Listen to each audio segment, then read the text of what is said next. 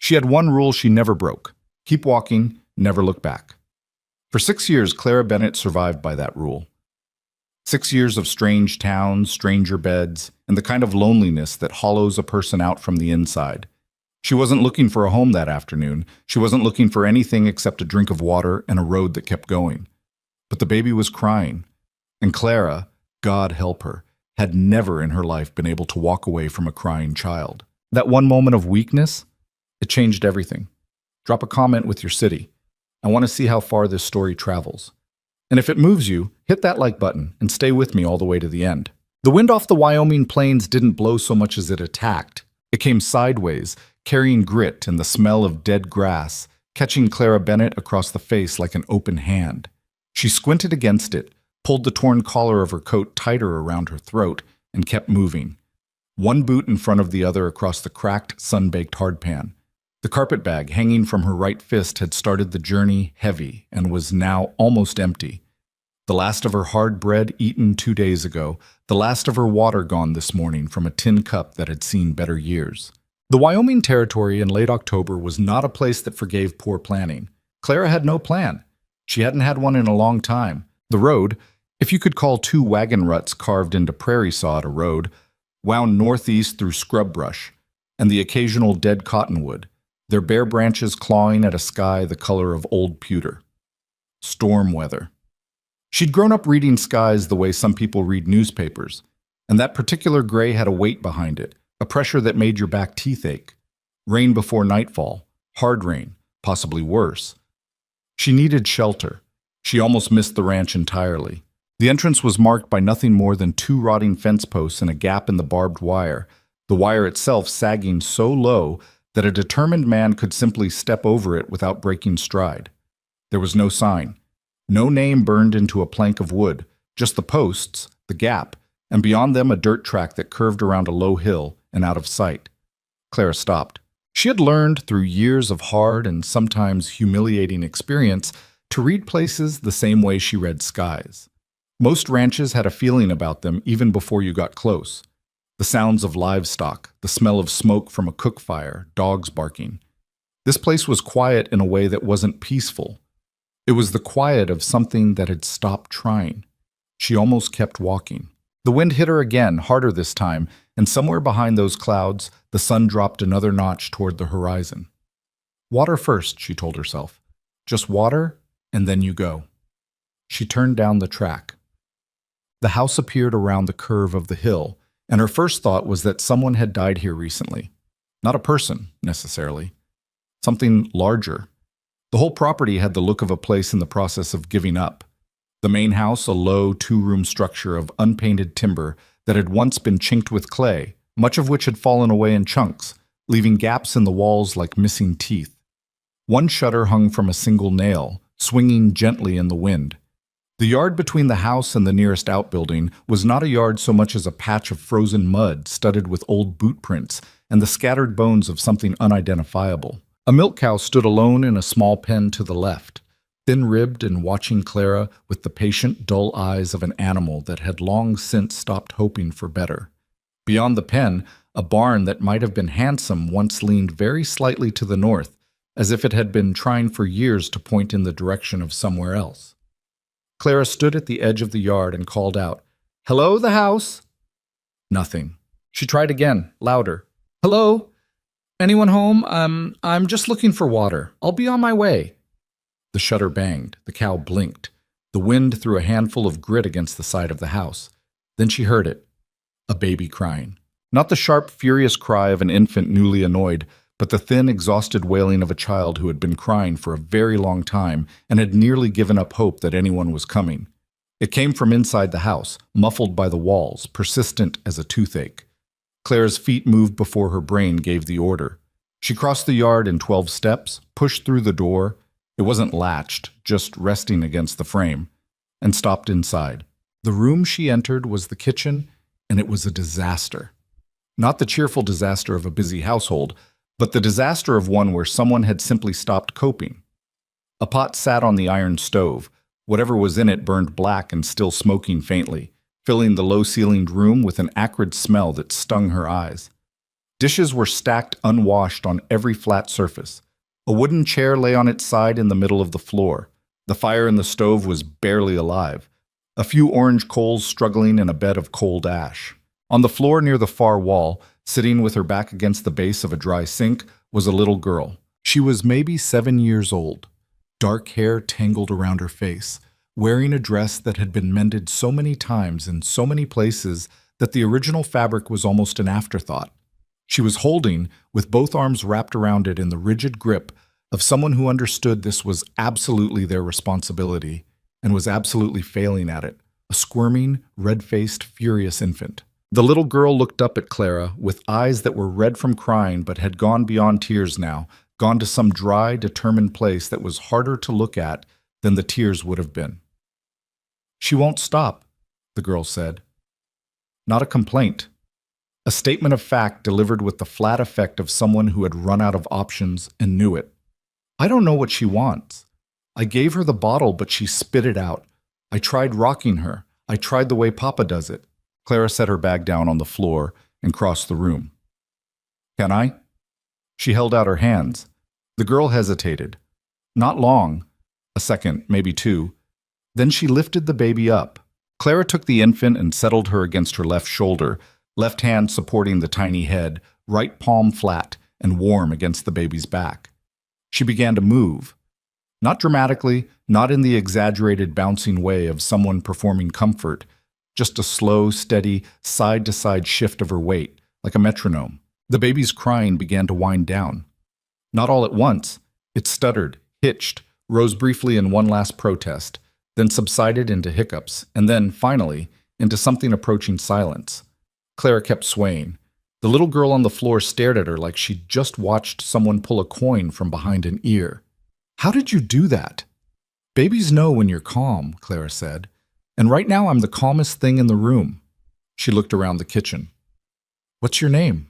"Emma." "And what's her name?" "Lily." A pause. "She's my sister." "Where's your father, Emma?" The girl's face shifted. Something complicated moved across it. Something too old for that face. "He went to the barn this morning. He does that sometimes. Goes out there and doesn't come back for a long time." She paused again. "Mama used to go get him, but Mama's not here anymore." Clara let that settle. She didn't push on it, didn't fill the silence with words the way some people did when they got uncomfortable. She just kept swaying and looked at the burned pot on the stove, at the cold hearth, at the unwashed dishes. "When did you last eat?" she asked. Emma looked at the floor. "Yesterday, I think." Clara found the man in the barn. She'd left Emma with strict instructions to keep holding Lily. "She'll be fine, she's just tired. Hold her like this, see?" And gone out through the yard, past the thin cow, into the dark interior of the leaning barn. He was sitting on a hay bale in the far corner, not doing anything, not sleeping, just sitting with his forearms on his knees and his head hanging between his shoulders, staring at the straw-covered floor between his boots. He was younger than she'd expected. Late 30s, maybe, though the frontier had a way of adding years to a face the way weather added years to wood. Big through the shoulders, with hands that looked like they'd spent their whole lives working, but now those hands were hanging loose between his knees, not working, not doing anything at all. He looked up when she came in. His eyes were gray, and whatever expression had lived in them before his wife died had apparently packed up and left. "Who are you?" he asked. Not aggressive, just empty. "Clara Bennett. I came in off the road looking for water. Found your daughters instead. Your baby's been crying for what I'd guess is most of the afternoon. Your kitchen fire's half dead, and whatever you had on the stove is burned past saving." She paused. "Your little girl has been managing all of that by herself, Mr. Mercer," he said. "Caleb Mercer." "Mr. Mercer." Clara kept her voice even. "Your daughter is 7 years old, and she's been trying to hold your family together today. You should go back inside." Something moved in those gray eyes. Not anger. She'd braced for anger and would have understood it. More like someone being shaken awake. A flicker of something that didn't quite make it all the way to the surface. "I just needed—" He stopped, started again. "I just needed a minute." Clara looked at him for a long moment. She'd seen this before. Not here, but in other places, on other faces. The look of a person who was surviving but didn't particularly want to be, and wasn't sure what to do with the guilt of feeling that way. "How old is Lily?" she asked. 4 months? His voice cracked slightly on the number. He cleared it. "She was born in June." "And her mother?" He was quiet for a moment. "September. Fever." Clara didn't say "I'm sorry." People said that reflexively, the way they said good morning, and it didn't mean much. Instead, she said, "Come back inside, Mr. Mercer. I'll stay long enough to fix supper. Then I'll be on my way at first light." He looked at her like she'd said something in a foreign language. I know what you don't need," she said. "Come inside anyway. For Emma's sake, if not your own." She cooked with what was available, which wasn't much. Dried beans that had been sitting in a jar long enough to be suspicious, a half-side of salt pork that was still good, some corn flour, a handful of wizened potatoes she found in a wooden box beneath the kitchen window. A skilled cook, and Clara was, through necessity, a skilled cook, could make something from that. Not something elegant, but something warm and filling, which was all that mattered. She got the fire rebuilt first, feeding it carefully, not rushing it. Caleb sat at the kitchen table in silence. Emma had positioned herself in a chair across from her father. Lily, now sleeping in a basket near the stove, wrapped in the one blanket Clara had found that wasn't damp. The three of them watched her work. It was an odd feeling, being watched like that. Clara had spent years making herself invisible, had turned it into something close to an art form, moving through spaces without leaving marks. But here, in this broken kitchen, she couldn't be invisible. She was the only moving thing. "You know what you're doing," Caleb said eventually. It wasn't quite a compliment, more an observation, slightly surprised. "I've cooked in worse kitchens." She didn't elaborate. "Do you have any lard?" "In the crock by the window."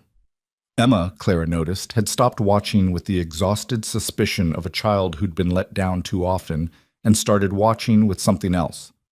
Something more careful, more tentative, like someone who wanted very much to hope but had learned to be afraid of hoping. Clara knew that look. She'd worn it herself. "Can I help?" Emma asked. "You can stir," Clara said.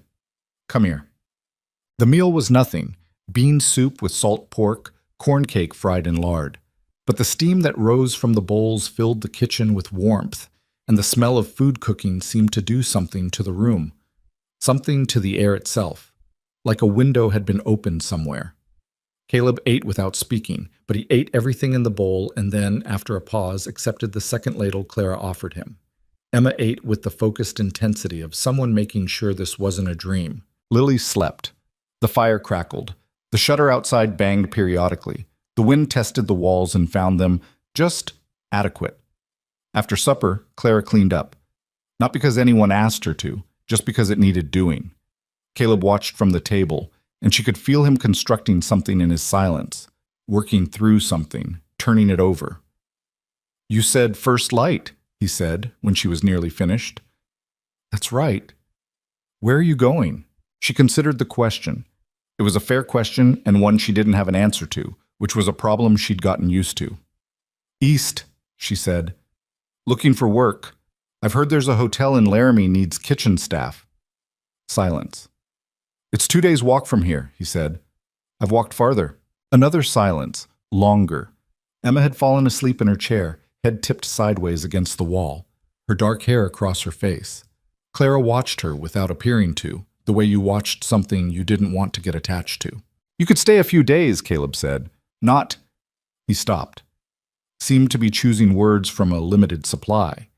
"I'd pay what I could manage, which isn't much, but something. The children need—" He looked at the sleeping Emma and seemed to lose his sentence somewhere.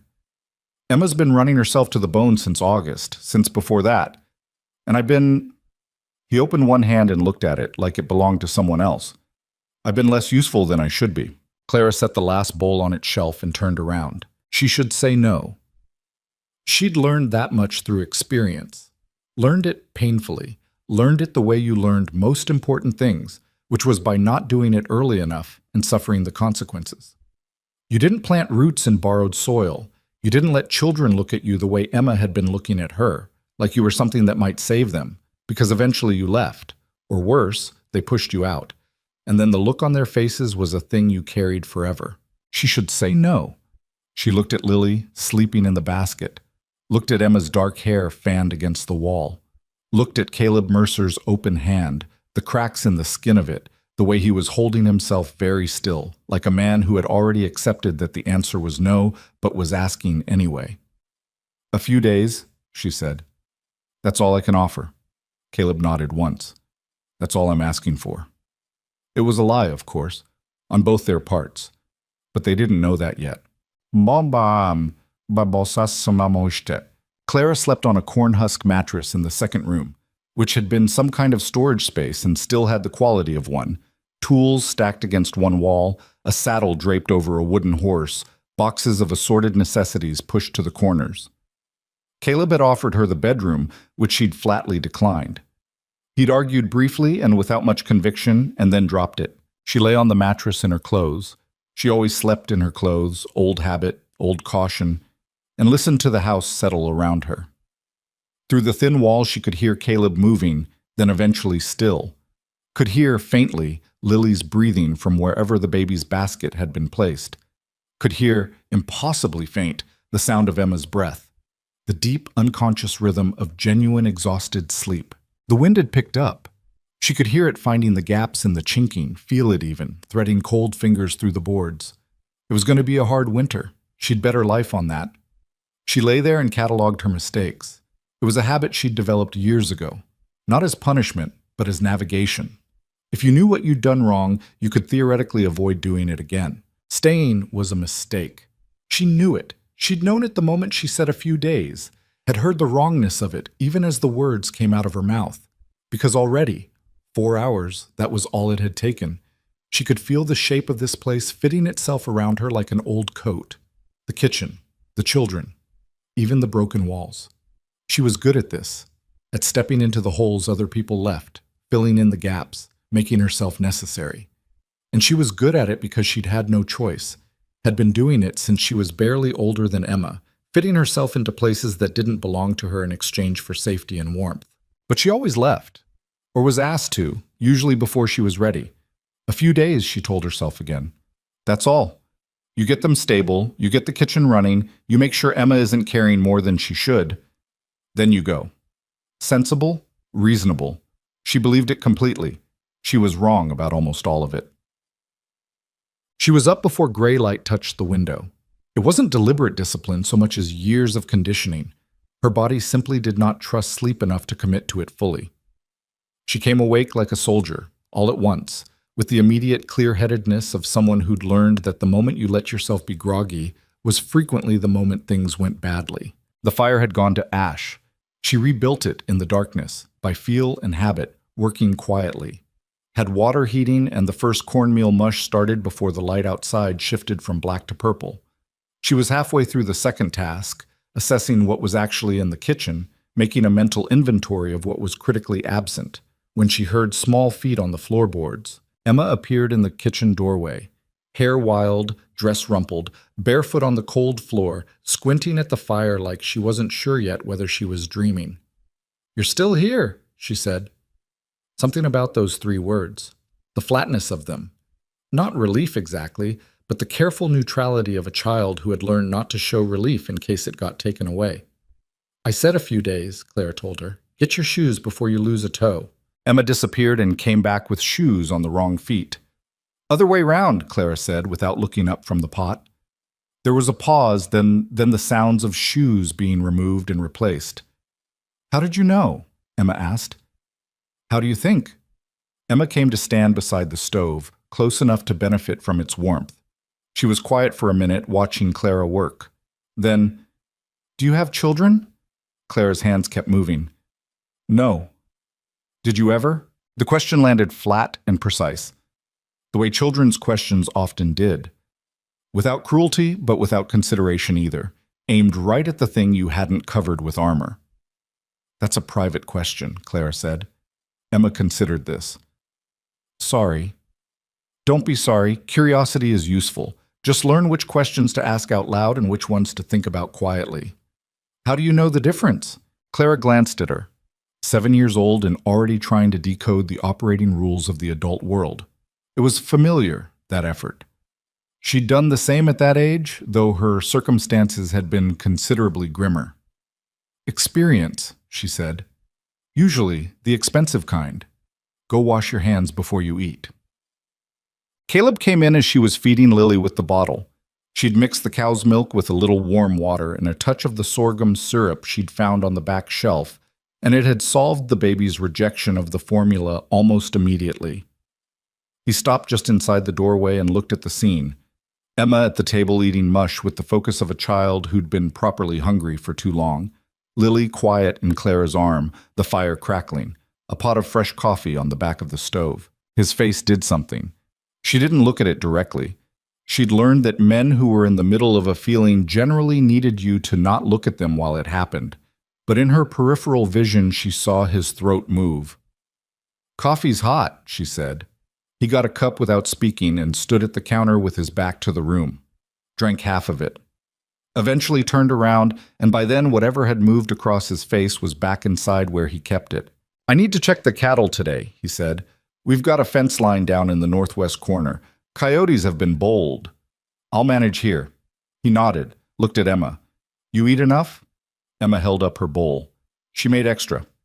Something that might have been gratitude moved through Caleb's eyes before he got it under control. He looked at Clara. "I'll be back before noon." "We'll be here." He took his hat from the peg by the door, put it on, pulled it low, and went out into the cold morning. Clara listened to his boots on the porch boards, then silence. Emma, without looking up from her bowl, said, "He's better today." "Is he? Usually he doesn't eat breakfast." She scraped the last of the mush from her bowl with the complete devotion of someone who was not wasting a single bite. "He just drinks coffee and goes. Sometimes I can hear him in the barn at night. I don't know what he does in there. I think he just sits." Claire looked at Lily, who had fallen asleep mid-feeding, one small fist curled against her cheek. "People grieve different ways," she said. "What's grieve mean?" "It means carrying the weight of someone being gone." She shifted Lily gently to a more comfortable position. "It's heavy work. It makes people tired." Emma turned this over. "Are you grieving something?" Clara almost smiled. "I thought we established you were going to ask some questions quietly." This one felt like an out-loud one. "Why?" Emma shrugged in the elaborate full-body way of a child who hasn't yet learned to make shrugs casual. "Because you're here, but you look like you're about to leave. All the time. Even when you're standing still." Clara held that for a moment. Held it carefully, the way you held something that might break. "Eat your breakfast," she said. The days had a rhythm once she established one. Up before light, fire rebuilt, water heated. Whatever breakfast materials were available turned into food, children managed. Caleb out to the range.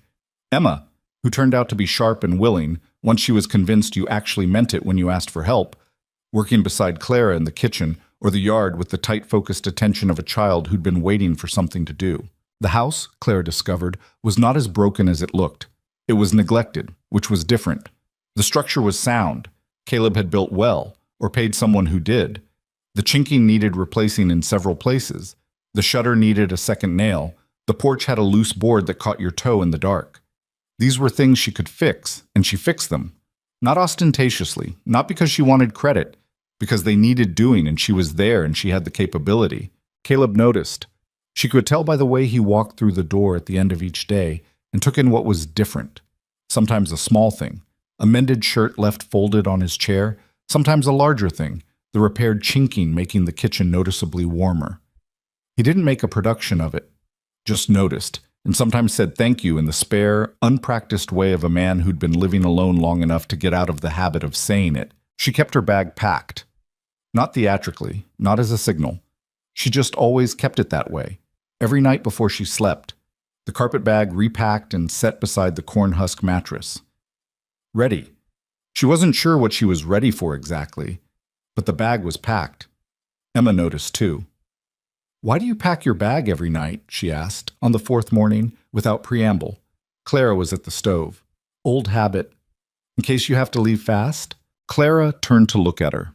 Emma was standing in the kitchen doorway with her shoes on the correct feet and her hair in the rough braid Clara had taught her to manage, and she was looking at Clara with that expression, the careful one, the one that was trying not to hope.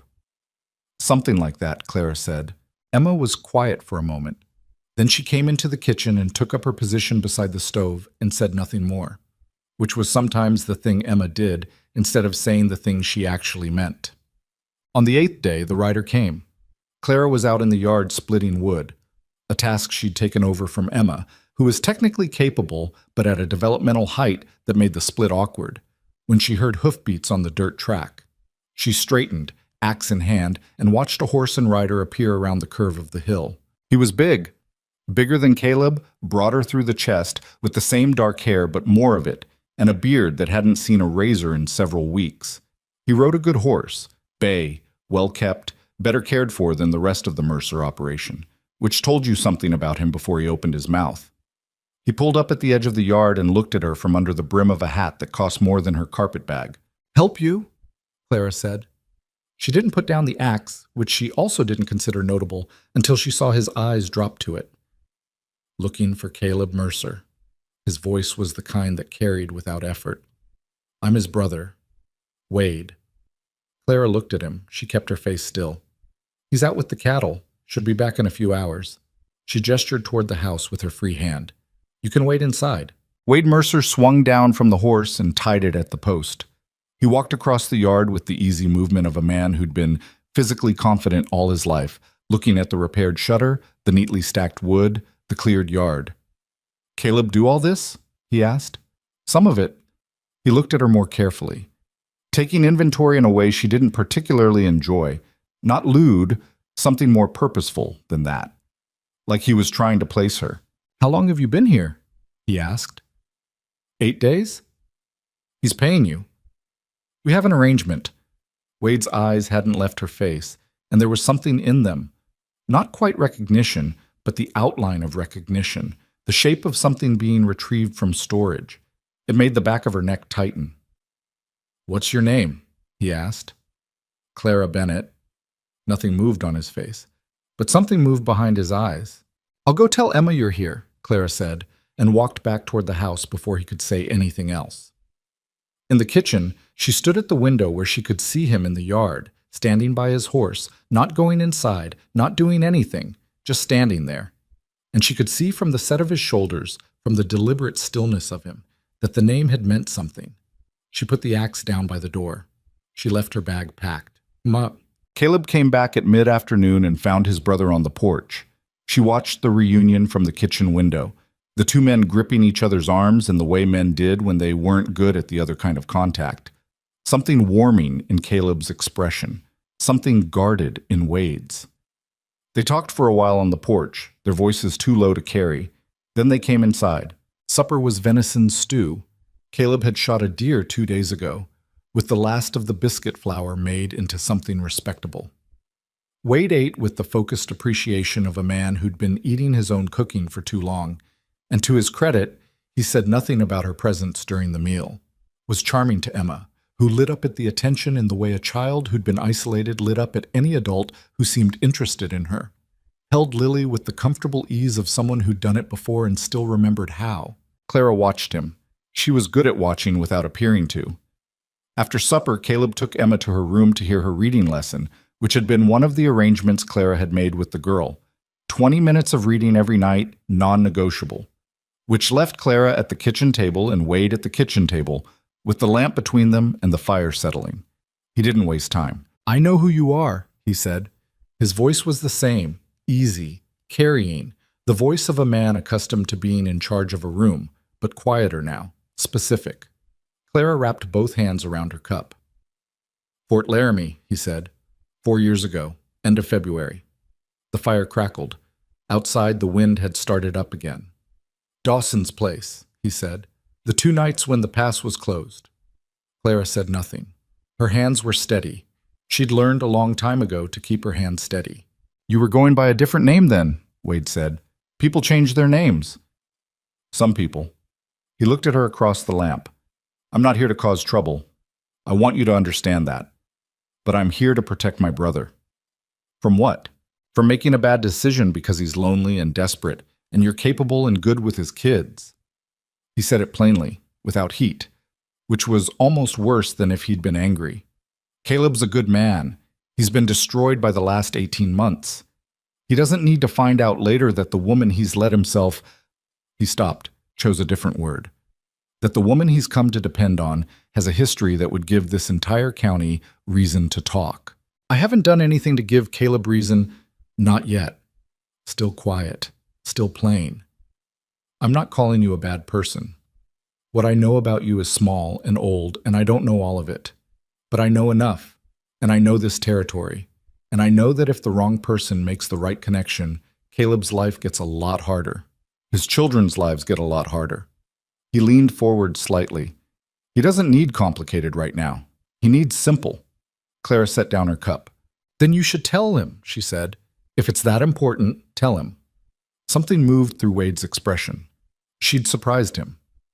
I'm giving you the chance to leave cleanly, he said, before it becomes a problem. And if I don't want the chance? The fire settled with a soft collapse of wood.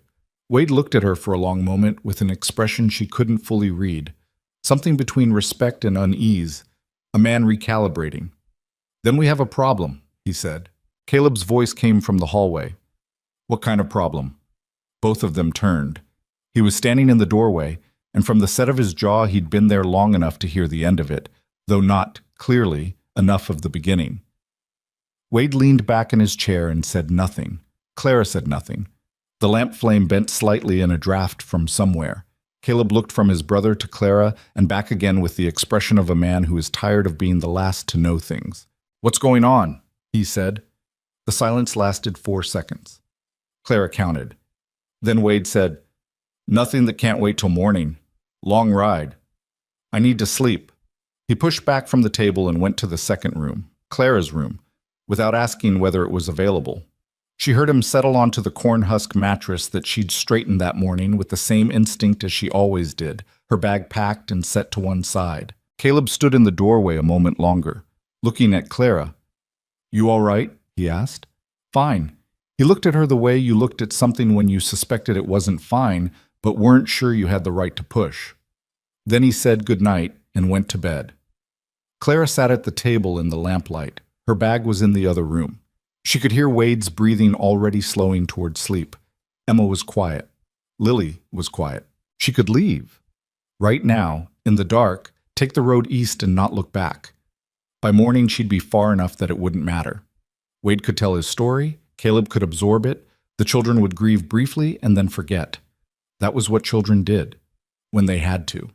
They forgot, and they survived. And eventually they learned not to form attachments to strangers who showed up out of dust and wind and left the same way.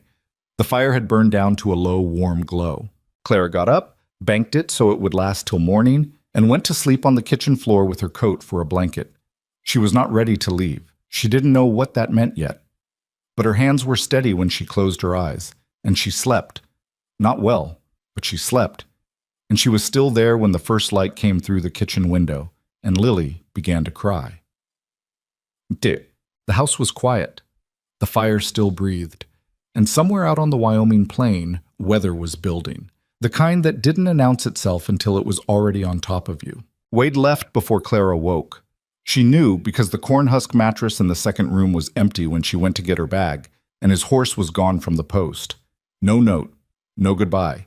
Just the impression his weight had left in the mattress, and the faint smell of trail dust still hanging in the cold air of the room. She stood there for a moment looking at the indentation in the mattress, and felt something she couldn't name. Not relief exactly, and not dread. Something in between. The feeling of a problem that hasn't been solved, only postponed. Caleb was at the table when she came into the kitchen, already dressed, coffee poured but not drinking it, just sitting with both hands around the cup, looking at the wall. He's gone, Clara said. Not a question. Left early. Caleb's voice was flat in the specific way of someone who'd had a conversation they weren't going to share. He does that, comes and goes. Clara moved to the stove. The fire had held through the night. She'd banked it well. She added 2 pieces of wood and set a fresh pot to boil without asking whether he wanted more coffee, because he clearly did. Did he say anything to you? She asked, carefully, not looking at him. Wade always says things. A pause. Most of the time I figure out what he actually meant 3 days later. She let that sit. Cracked 2 eggs into the pan. The hen had started laying again, which she took as a sign that some things in the world were improving regardless of what the people in it were doing, and listened to them hit the hot iron. He said you knew each other, Caleb said. Her hands kept moving. Did he? He didn't say how or when, just that your paths crossed somewhere. Another pause. Longer. I didn't push him. Why not? Caleb was quiet for long enough that she turned to look at him. He was looking at his coffee cup, turning it slowly in his hands, the way he did when he was working something through. Because whatever it is, he said finally, it's yours, not his to hand out. He looked up. I don't know what Wade thinks he's protecting me from, but I'm not a man who needs protecting from someone's history. I've got enough of my own. Clara turned back to the eggs. She didn't say anything, because anything she said right now would have been too much or not enough, and she'd learned the hard way that some moments only worked if you didn't try to fill them. She slid the eggs onto a plate and set it in front of him. Emma needs new bootlaces, she said. The left one's about to give. Caleb looked at the plate, then at her. Then something very slightly relaxed in his face, something around the edges of his jaw, and he picked up his fork. I'll check the supply box in the barn, he said. That was all. They didn't talk about Wade again that morning. But Clara felt the conversation sitting in the room with them like a third person at the table, patient and uninvited, and she knew it wasn't finished. The days that followed had a quality she didn't trust. Too steady, too functional, like walking on ice that looked solid but was thinner than it appeared. She kept waiting for it to give way. Instead it held. She repaired things, not just the physical structures of the house, though she did that too. The loose porch board finally fixed with 2 long nails and a piece of timber she found behind the barn. The gap in the kitchen chinking filled with a mixture of clay and straw she'd learned years ago from a woman in Nebraska who'd kept a house standing through 3 brutal winters with nothing but patience and the right mixture. The shutter got its second nail. The hen's coop got a new latch so the night predators stopped getting in. But there were other repairs, less visible. Emma had been operating, Clara realized, in a state of constant low-level vigilance. A child who had taken on responsibility no child should carry and had reshaped herself around it. She was always watching the adults, always checking, always ready to absorb the mood of whoever was in the room and adjust accordingly, make herself smaller or more helpful or less present as the situation required. It was the behavior of a child who'd been through enough uncertainty to stop trusting that things would be okay on their own. Clara recognized it. She'd been that child. She didn't try to fix it directly. You couldn't fix it directly. That was the mistake people made. The awkward reassurances and the heavy earnestness that made a watchful child more watchful rather than less. Instead, she just kept the environment consistent. Same routine, same expectations, same unruffled tone, whether the biscuits burned or the cow kicked over the milk pail, or Lily screamed for an hour straight because she was teething and outraged about it. Calm was a thing you could teach by demonstration if you were patient enough. Emma started sleeping through the night somewhere around the 2nd week. She mentioned it herself, with the slightly amazed air of someone reporting a strange natural phenomenon. I didn't wake up last night, she told Clara over breakfast, as if this was a development that required external verification. Good, Clara said. I always wake up, usually 2 or 3 times, to check. Check what? Emma looked at her bowl. That everyone's still there. Clara said nothing. Set a second biscuit on Emma's plate without comment. That afternoon, Emma helped her hang the winter washing on the line without being asked. Just appeared at her elbow with a handful of clothespins and started working through the pile with a focused competence that made Clara's chest do something complicated. You don't have to, Clara said. I know. Emma pinned a shirt to the line. I want to. That was different. That was the difference between a child doing chores out of fear and a child doing something because she'd chosen it. Small, but it mattered. Caleb was harder. He functioned better now. Up at a consistent time, eating properly, doing the work the ranch required. The cattle were in better shape, the fence lines maintained.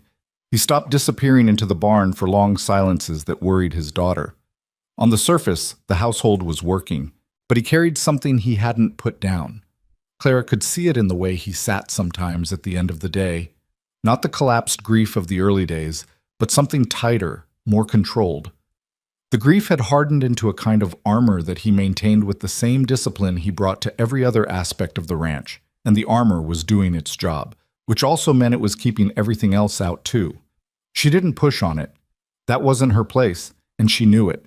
What she did was cook a proper supper every night and set it on the table and sit there while they ate it, all four of them in various states of communication.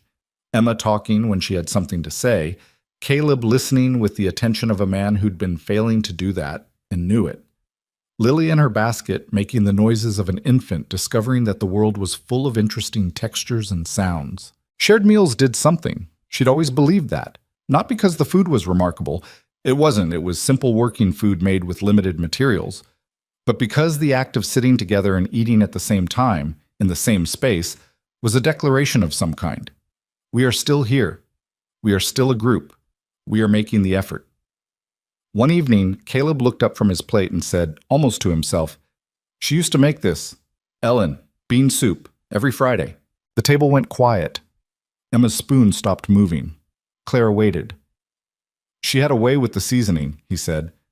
"I never could figure out what it was. She wouldn't tell me. Said it was, He stopped. One short exhale that wasn't quite a laugh. "She said it was proprietary." Emma made a small sound. Not crying, something more complicated. "Was it good?" Clara asked. Caleb looked at her. Something in his face opened, very briefly. "Best thing I ever ate," he said. "Every single time." "Then she knew what she was doing," Clara said. "You should talk about her, both of you." She looked at Emma, then back at Caleb. Keeping quiet about a person doesn't preserve them. It just makes the silence bigger. Caleb looked at his bowl for a long moment. "Her laugh was loud," Emma said suddenly into the quiet. "Too loud," Papa always said, "but I think he liked it." Caleb's jaw worked once. "I did like it," he said. His voice was rough. "Woke the baby once. She laughed so hard. Little thing screamed bloody murder." He shook his head slowly. Ellen laughed harder. Emma smiled, small and shaky, but real. They talked about her for almost an hour. Not the entire time, not in a continuous stream. It came in pieces, between bites, between silences. A memory offered carefully, another met with a recognition or an addition. Clara said almost nothing, just enough to hold the space open when it threatened to close. By the time the fire had burned low, something in the room felt different. Not resolved. Grief didn't resolve in a single supper. It didn't resolve in a year. Sometimes it didn't resolve at all, but moved, shifted. Like a stone that's been in one place so long the ground beneath it has given up the shape of it, and then someone lifts it, and the earth underneath still has that impression, but at least the stone isn't sitting on top of it anymore. After Emma was in bed, Caleb sat at the table longer than usual. Clara was washing the supper dishes, the lamp burned low. Outside, the first real cold of the coming winter pressed against the walls. "She's been better," Caleb said. "Emma, this last couple of weeks. She's resilient. She gets that from her mother." He was quiet. "I haven't been—" He stopped, the kind of stop that meant the sentence was there, but he wasn't sure he wanted to let it out. "I know I haven't been what she needed these last few months. I know that." Clara rinsed the last bowl. "You're here now?" "That's a low bar." "Sometimes that's the bar," she said. "You don't get to pick the height of it. You just clear it or you don't." He looked at her. In the low lamplight, his eyes had lost some of the flatness that had been in them the day she arrived, and what was behind them was more complicated. Grief still, but something else alongside it now, something that had woken up recently. "Why are you still here?" he asked. Not hostile, genuinely asking. She put the last bowl on the shelf and dried her hands on the cloth. "Because Emma needed the bootlaces," she said, a beat of silence. Then Caleb made a sound that was almost a laugh. The first she'd heard from him, and it was small and brief and unpracticed. The sound of something that had been out of use for months suddenly asked to function again. It didn't quite work right, but it was there. "The bootlaces," he repeated, "and the chinking needed doing." "Right." He looked at his coffee cup. "And now?" She considered the question honestly, the way she'd been trying not to do for the past 10 days. "Now it's cold enough that leaving feels less sensible," she said. "I'll reassess in spring." He nodded once, slow, like someone receiving information he hadn't expected and wasn't going to argue with. "Spring," he said. All right. She took the lamp from the table and left him sitting in the near dark. She heard him there for another hour before he went to bed, just the sound of him being still, being present, being in the house. It wasn't nothing. A few weeks ago, it would have been everything. She found him mending the harness in the barn 2 days later and stood in the doorway watching him work for a minute before he noticed her. He was good with his hands when he was using them. Focused, precise. None of the vagueness that came over him when his mind got too far inside itself. He looked up, and for a fraction of a second, before he put whatever he usually kept in front of his face back in front of it, she saw something she wasn't expecting. She looked away first. Emma wants to know if she can try the cornbread recipe herself, she said. I told her she had to ask you. Why me? Because she should ask her father for some things. She crossed her arms against the barn cold. She's been asking me for too much. I'm worried she's transferring. He set the harness down. Transferring. Looking to me like I'm a replacement for something. Someone. She was careful with it, precise. I'm not. And she knows that up here. She touched her temple. But children don't always lead with their heads. She needs to need you more and me less. Caleb was quiet, looking at the harness in his hands. And if I'm not up to being needed? You're going to have to get there, she said. Not unkind, just honest. She'll wait, but not indefinitely. He looked up sharply at that, and she held his gaze without backing down, and after a moment he exhaled and nodded. Tell her yes, he said. Tell her she can make it. I'll eat every bite. Tell her yourself, Clara said. That's what I'm saying. She left him in the barn with the harness and went back to the house, and 20 minutes later she heard his voice through the kitchen wall, low and deliberate, talking to Emma, and Emma's voice coming back brighter than it had been in the morning. She didn't listen to the words. The sound was enough. That evening, Emma produced a pan of cornbread that was slightly underdone in the center and oversalted on top, and Caleb ate 3 pieces and said it was the best cornbread he'd had in years, which was a lie so gentle it was almost the truth. Clara ate her 1 piece and said honestly, better than my first attempt. Mine caught fire. Emma looked at her with the complicated expression of a child being told something adult-shaped. Really? Burned the whole top black, threw it out the window. Clara looked at her. You try things and they fail and you try them again. That's the only recipe that actually matters. Emma looked at her unevenly salted cornbread with the respectful assessment of someone receiving that information and filing it carefully away. Under the table, without fanfare, Caleb had reached out and squeezed Emma's shoulder once. She leaned into it without looking at him, automatic as breathing, the way children lean toward parents when they'd been allowed to stop being afraid. Clara watched them both, kept her own face still. Her bag was still packed in the second room. She checked it every night out of habit, and every night it was there, coat folded on top, tin cup nested against the lining, everything in its place and ready. She wasn't sure anymore what it was ready for. That uncertainty was its own kind of problem, one she turned over in her mind on the cold floor each night while the house breathed around her. The fire settling, Lily's small sounds, Emma's deep, untroubled sleep, and out in the main room, on the other side of a thin wall, the stillness of a man who was slowly, painfully, learning how to be present again. She'd been here 3 weeks now. 3 weeks was not a few days. She thought about Wade's face across the lamp. He doesn't need complicated right now. She thought about the way Caleb had looked at her that morning in the barn, the fraction of a second before he put his expression back in order. She thought about Emma leaning into her father's hand like it was something she'd been waiting months for. Spring, she'd said, I'll reassess in spring. But winter was coming in hard off the plains, and she could feel it in the walls of the house. The way the cold was settling in for real now. Not a cold that moved through, but a cold that intended to stay. And there was something about that cold, about the way the Mercer house held against it, imperfectly, with its patched chinking and its rebuilt fire and its unevenly salted cornbread, that made leaving feel like it required something she wasn't sure she had. Not just will. Reason. Outside, the wind pushed at the eaves. Inside, the lamp burned steady. And somewhere in the distance, past the cattle and the fence lines and the long, dark plains, the sky was doing what it had been promising for weeks. Building toward something. Wade came back on a Thursday. Clara knew it was Thursday because she'd started keeping track. A small mark on the inside of the kitchen door frame with a piece of charcoal, 1 mark per day. The kind of counting she did when she needed to know how long she'd been somewhere. Not to plan an exit, she told herself, just to know.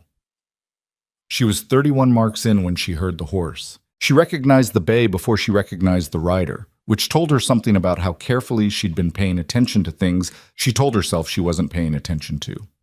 Wade swung down from the saddle with the same easy authority as before and tied up at the post, and when he crossed the yard toward the house, this time he looked at the repaired porch, the new latch on the hen coop, the stacked wood that had doubled in size since his last visit, and his expression did something she couldn't quite read from the window. Caleb was out checking the far fence.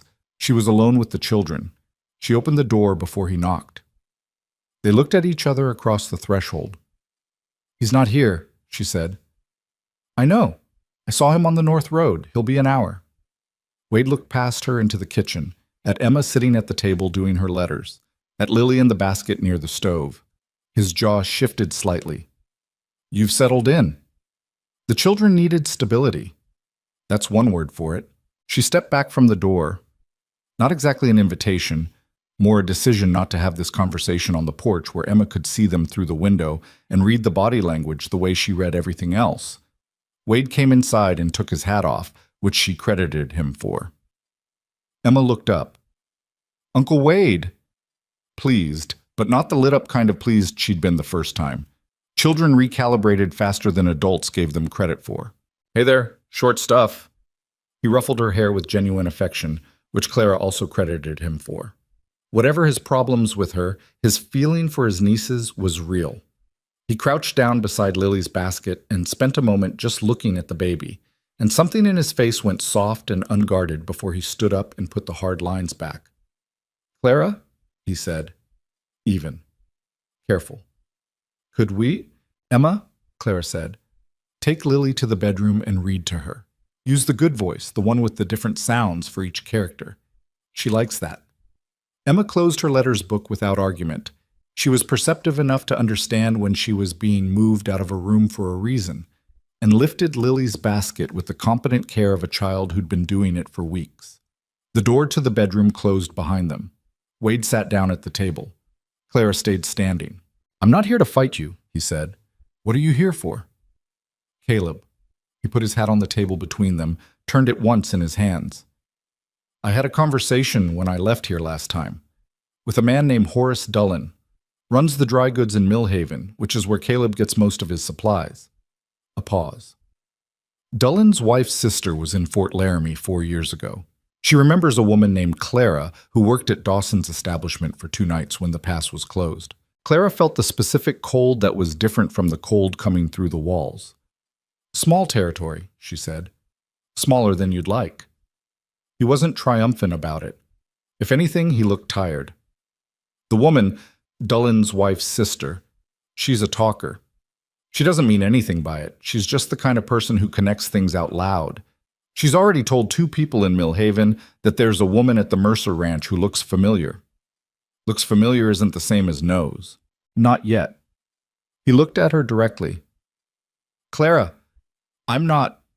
He stopped, started over, with more care. "I don't know everything about what happened or how you ended up at Dawson's place or what your situation was. I'm not in a position to judge that. But what I know is that Caleb has to buy supplies in Millhaven. Emma will go to school in Millhaven. People talk, and they talk louder about a man who's brought a woman of uncertain history into his house with his 2 daughters. Then let them talk. You don't have to live here after they do." The words landed flat and true, and she hated him a little for it, for being right in the exact way that was hardest to argue with. She pulled a chair out and sat down across from him, because standing felt like performing, and she was too tired for performance. "What do you want me to do?" she asked. "Leave before Caleb gets back. I'll tell him you had somewhere to be. He'll grieve it for a while. He's already..." Wade stopped. Something moved across his face. "He talks about you differently than he talks about other things. I noticed it on the road just now, the way he mentioned you. There's a way a man says a name." He looked at his hat. It would hurt him, but it had hurt him less now than later. Clara looked at the bedroom door. She could hear Emma's voice through it, doing the different voices for each character the way Clara had taught her. and beneath Emma's voice, the small sounds of Lily responding to it, the gurgles and half-formed sounds of a baby discovering language. I ran for 6 years, Clara said. She wasn't talking to Wade particularly, saying it to the room, feeling the shape of it. Every time something started to feel real, I found a reason to go, or the reason found me. She looked at him. You know what I learned? He waited. Running doesn't actually put distance between you and the thing you're running from. It just puts distance between you and everything else. She pressed both palms flat on the table. I'm not telling you my past was clean. It wasn't. But I've not brought anything harmful through that door. I've not lied to Caleb. I've not taken anything that wasn't offered. That's not the point. Then what is? Because from where I'm sitting, the point is that a county full of people who've never set foot in this house want to have an opinion about what happens inside it, and you're asking me to honor that opinion over what I can see with my own eyes. She kept her voice level. Emma slept through the night for 3 weeks straight. Lily has gained weight. Caleb... She stopped. That was the one she wasn't going to hand to Wade. The house is functioning. The children are better. Whatever my history is, this is what I'm doing now. Wade was quiet for a long time. Long enough that the fire settled once and the wind pushed at the north wall, and from behind the bedroom door, Emma's voice continued steady and sure. He'll find out eventually, Wade said. Whatever you haven't told him, these things surface. Then when they do, I'll answer for them. She looked at him steadily. That's what people who stay do. They answer for things. The door opened before Wade could respond. Caleb came in, stomping mud from his boots, unwinding the scarf from his neck, cold air coming in around him, and stopped when he registered his brother at the table.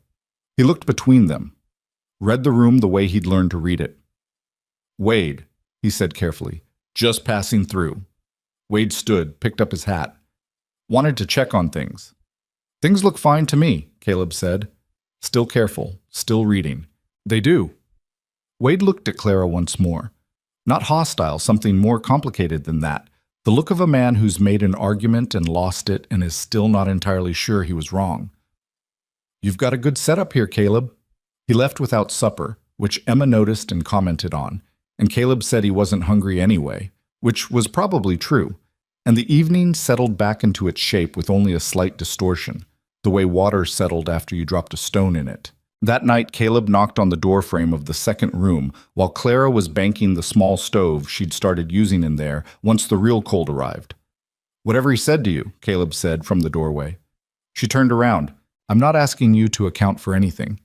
He looked at her with the gray eyes that had been empty when she arrived and were not empty anymore, were full of something that had been accumulating over 31 days, whether either of them had planned for it or not.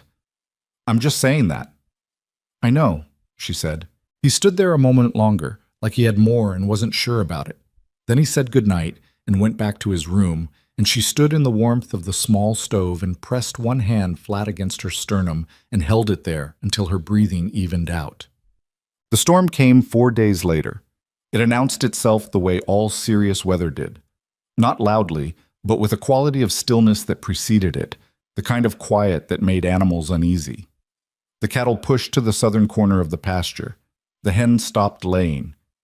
Clara stood on the porch that morning and looked at the sky, which had gone the particular shade of yellow-gray that she associated with weather that meant business, and felt the pressure of it against her eardrums. Bad one, she said, when Caleb came out behind her. He stood beside her and looked at the same sky. How long do you think? By tonight. Maybe sooner. He exhaled slowly. I need to get the cattle into the south shelter before it hits. The fence on the northwest corner still has a weak section.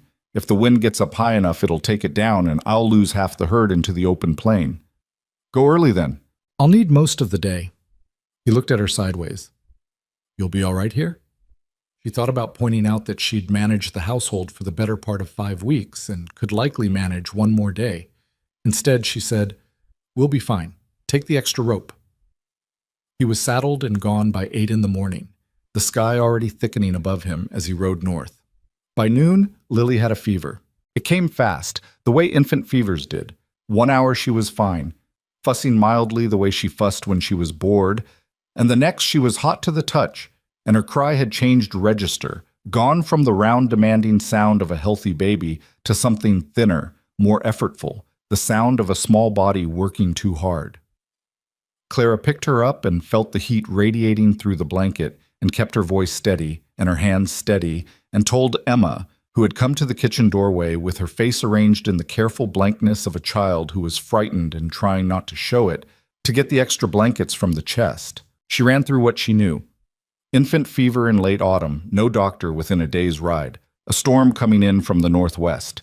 She knew enough to be worried and enough not to panic, which was a thin line to walk. She wet a cloth with cool water and held it against Lily's forehead and thought. The fever needed to be brought down. Cool cloths, fluids if she'd take them, warmth without overheating. She'd done this before, not here, but elsewhere. Other houses, other crises that weren't hers but that she'd been present for. She knew what to do. The question was whether knowing what to do would be enough. Is she going to be all right? Emma asked. She was standing by the stove holding a stack of blankets she'd retrieved, her voice holding the same flat effect it had held the day Clara walked in. The voice of a child rationing hope. She has a fever, Clara said. We're going to work on bringing it down. That's not what I asked. Clara looked at her. I know it's not. I need you to trust me and do what I say. Can you do that? Emma's jaw was tight, but she nodded. The storm hit at 3 in the afternoon. It came from the northwest with the full force of a Wyoming November, which was not a polite force. The wind went from present to violent inside 20 minutes, slamming against the house with a physical weight that made the walls creak and flex. The temperature dropped 15 degrees in an hour. Snow came sideways. The porch took the first impact and held, but the weak chinking in the north wall, the section she hadn't gotten to yet, let in a cold draft that turned the corner of the kitchen arctic.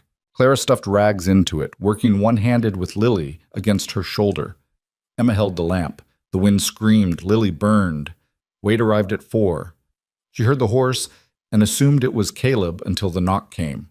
Caleb didn't knock, had stopped knocking 3 weeks ago, and she called for him to come in, and it was Wade who pushed through the door with snow covering his hat and his coat and an expression that went from cold to alarmed the moment he saw Lily's face. I was at Dullen's place when it hit, he said, pulling the door shut behind him against the wind. Caleb, he's not back. Clara was already checking Lily's temperature with the back of her wrist against the baby's forehead. Hotter. He went north this morning to get the cattle in. He hasn't come back. Wade's face moved through several calculations at once. The northwest fence. I know, he knew. He went anyway. She looked at him. Lily has a fever. It's been 3 hours. I need you to ride to Millhaven for the doctor. Wade looked at the window, which was white with driven snow. Back at her. The road to Millhaven? I know what the road is, she said, flat and precise. I'm asking anyway. He held her gaze for a moment. Then he said, How bad? She didn't answer immediately, which was answer enough. She watched him take that in. All right, he said. All right. I need to get the horse under cover first. She's been running for an hour. Give me 15 minutes. Wade, her voice stopped him. If the fever gets worse before you're back, what do I do if I can't get it down? She was asking because she needed the answer, not because she was losing ground. He seemed to understand the difference. Cool water, he said. Keep her cool but not cold. If she stops drinking, that's the bad sign. Keep her taking the bottle and... He looked at Lily, and the softness she'd seen in him before was there again, unguarded.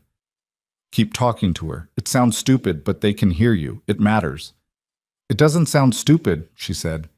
He went out into the storm. Emma was at Clara's elbow. He's going to get the doctor? He's going to try. Clara turned to look at her. The girl's face was pale, her eyes too old. Emma, I need you to do something hard. What? I need you to sit right here, she indicated the chair closest to the stove, and hold Lily while I fix the draft in the corner. Can you hold her the way I showed you? Yes. No hesitation. If she starts crying different, really different, not regular fussing, you call me immediately. What does different mean? You'll know. She settled Lily into Emma's arms, adjusting the girl's hold, making sure the baby's head was supported. You'll know because you've been listening to her for 4 months. Emma looked at the baby in her arms with an expression that was frightened and determined in equal painful measure. "Don't die," she whispered to Lily. Not to Clara, to the baby. "You're not allowed to die. I'm right here." Clara turned away and went to fix the draft. She worked fast, pulled the rags tighter, found a piece of oilcloth in the supply box, and tacked it over the worst section of wall with 3 nails and the heel of the axe. The wind found other gaps and came through them, but the corner temperature came up slightly. Enough. The hours contracted in the way they did during a crisis. Time doing the thing it did when everything mattered, where each minute was either very long or very short, and there was no ordinary pace left. She cycled the cool cloths, coaxed the bottle, watched Lily's chest rise and fall with the focused intensity of someone counting. Emma stayed in her chair and held the baby with the rigid care of a soldier at a post, talking to her in a low, continuous murmur. Not stories, just words, just sound, just the promise of presence. The storm increased. At 7, with the darkness complete outside and the wind at what sounded like its worst, Lily's temperature had not broken. It had also not climbed, which Clara told herself was something. She stood in the kitchen, wrung out the cloth again, and listened to the storm trying to take the house apart, and let herself think, briefly, honestly, about Caleb. Out there in this, in the dark, in the snow, with the northwest fence and the cattle and whatever the storm had done to the road, she put the thought in a box and set it aside. She couldn't manage 2 crises at once. "Clara," Emma's voice from the chair. She crossed the room in 4 steps. Lily's face in the lamplight was... She touched her forehead and felt it, and felt her own relief arrive before her mind had even processed the data. Cooler. Clearly, measurably cooler. The baby's breathing was less effortful, her body less rigid. "Is it..." Emma's voice cracked. "Is it better?" Clara pressed the back of her wrist to Lily's forehead once more, making sure. "Better," she said. "Yes, it's better." Emma made a sound that she immediately tried to suppress and didn't fully succeed at. Her whole body shook once, a single convulsive shudder of released tension, and then she pressed her face against the top of Lily's head and held on, and didn't say anything at all for a while. Clara put her hand on Emma's back and kept it there. "You did good," Clara said. "You did really good." "I was so scared, but," Emma said into Lily's blanket. Muffled, honest. "I know, me too." Emma looked up sharply, like she hadn't expected that. "You were scared?" "Very." Clara held her gaze. "But scared and useless are different things. You can be one without being the other." Emma looked at her with an expression that was working through something large. Her arms tightened around Lily, who had drifted into a shallow, exhausted sleep. "Clara," she said. "Yeah." "Are you going to leave?" She asked it the way people asked the questions they'd been building up to for a long time, quickly, before the nerve ran out. "In spring, like you said. Are you actually going to leave?" The storm hit the north wall. The lamp flame bent. Clara opened her mouth. And before she could answer, the door blew open. Caleb came through it on a gust of snow and wind, coated white from hat to boot, breathing hard, leading with one shoulder like he'd been leaning into weather for hours. He fought the door shut behind him, turned around, and stood there dripping. His eyes found Clara first, then Emma, then the baby. "Lily." His voice cracked on the name. "I could see the lamp from the hill. I thought..." "Fever," Clara said. "It broke 20 minutes ago. She's sleeping." He crossed the room and crouched in front of Emma's chair and looked at his younger daughter for a long time without speaking, his hands braced on his knees, snow melting off his hat onto the floor. "She's all right?" he said. "She's all right," Emma said. Clara wouldn't let her not be. Caleb looked up at Clara from where he was crouching. He was cold and wet and exhausted, with the particular look of a man who has ridden through a bad storm, imagining worse things than he found, and the relief on his face was almost painful to look at directly. "Wade's gone for the doctor," Clara said. "He'll be back when the road allows it." Caleb nodded, stood up slowly, like his body was registering objections, looked at Emma. "You all right?" "I held her the whole time," Emma said, quietly proud. "I know." He put his hand on top of her head gently. "I could tell." He straightened and looked at Clara again, and there was something in his face now beyond relief, something that had been building for 35 days and had decided, apparently, that a November storm and a baby's fever and an 8-year-old girl's quiet bravery was the exact weight required to bring it to the surface. He didn't say it, he didn't say anything, but she saw it, and she didn't look away. Outside, the storm ground on. Inside, the lamp burned steady, and Lily slept, and Emma finally let herself lean back in the chair and close her eyes, still holding her sister, still at her post, but breathing now like someone who had been allowed to stop running. Clara set another piece of wood on the fire. She was still there. The storm took 2 days to fully exhaust itself. It didn't end so much as give up. The wind dropping off by increments, the snow slowing from a wall of white to a scatter of flakes to nothing, the sky lightening from iron gray to a pale, cold blue that made the world outside look scrubbed clean and emptied out. 3 feet of snow on the flat ground. More in the drifts against the north wall of the house, which had piled up past the kitchen window and turned the glass into a dim white square. Wade came back the second morning with a doctor named Fielding, who was 60 years old and unimpressed by the weather, the distance, or anything else the territory had apparently tried to do to him. He examined Lily for 10 minutes with the focused economy of someone who'd seen everything twice, declared the fever fully broken, the baby's lungs clear, her color good, and told Clara that whatever she'd done through the night, she'd done correctly. Then he drank a cup of coffee, charged Caleb $3 that Caleb clearly didn't have readily available, and rode back toward Millhaven with Wade behind him. Caleb stood on the porch and watched them go. Clara watched from the doorway. He hadn't slept, had spent the night in the chair by Lily's basket, refusing to leave, not talking much, just there. His face had the texture of exhaustion layered on top of relief, layered on top of something that hadn't resolved. "You should sleep," she said. "In a while." He didn't turn around. "Wade said something to me on the ride back." Clara waited. "He said he owed you an apology." Caleb's voice was even.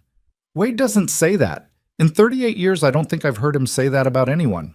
He turned around then and looked at her with the gray eyes that had been carrying extra weight since he got home 2 nights ago. "What happened while I was gone?" "We managed," she said. "That's not what I mean." She looked at him. The cold was significant on the porch, and neither of them was dressed for standing in it, but neither of them moved. "He came to tell me to leave," she said, "before you got back. He had information he thought made me a problem for you." "What information?" She held his gaze. "That's the conversation we haven't had yet." He was quiet for a moment. Then he said, "When?" "When you've slept," she said. "Go inside, Caleb." He went. She stayed on the porch a moment longer and looked out at the white-covered plain, the fence lines buried, the world reduced to simple shapes. Everything underneath the snow was still there. The dead grass, the frozen ground, the fence posts, all of it, just covered. Snow had a way of making people think the world had been simplified, when really it had just been obscured. She went back inside and made breakfast and let him sleep until noon. She told him in the kitchen the way she'd told every hard thing in her life, plainly, without extra words around it, at the kitchen table because that was where people actually talked. Emma was outside. The snow had stopped and the sun was thin but present, and Emma had taken it upon herself to dig out the porch, with a shovel she found in the barn, working with the focused determination she brought to everything she decided mattered. Lily was asleep. The house was as private as it got. Caleb sat across from her with his coffee, and she sat across from him with hers, and she told him, not everything, there were things that were hers and would stay hers, but the parts that were relevant, the parts that Wade knew or could find out.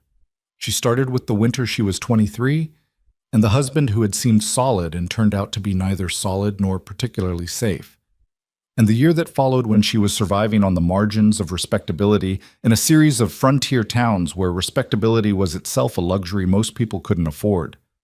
She told him about Fort Laramie and about Dawson's establishment and about the 2 nights in February when the pass was closed and the options were limited, and she made the choice she made with the information and the desperation she had available at the time. She told him about the 6 years after that, the moving, the names, the carpet bag always packed.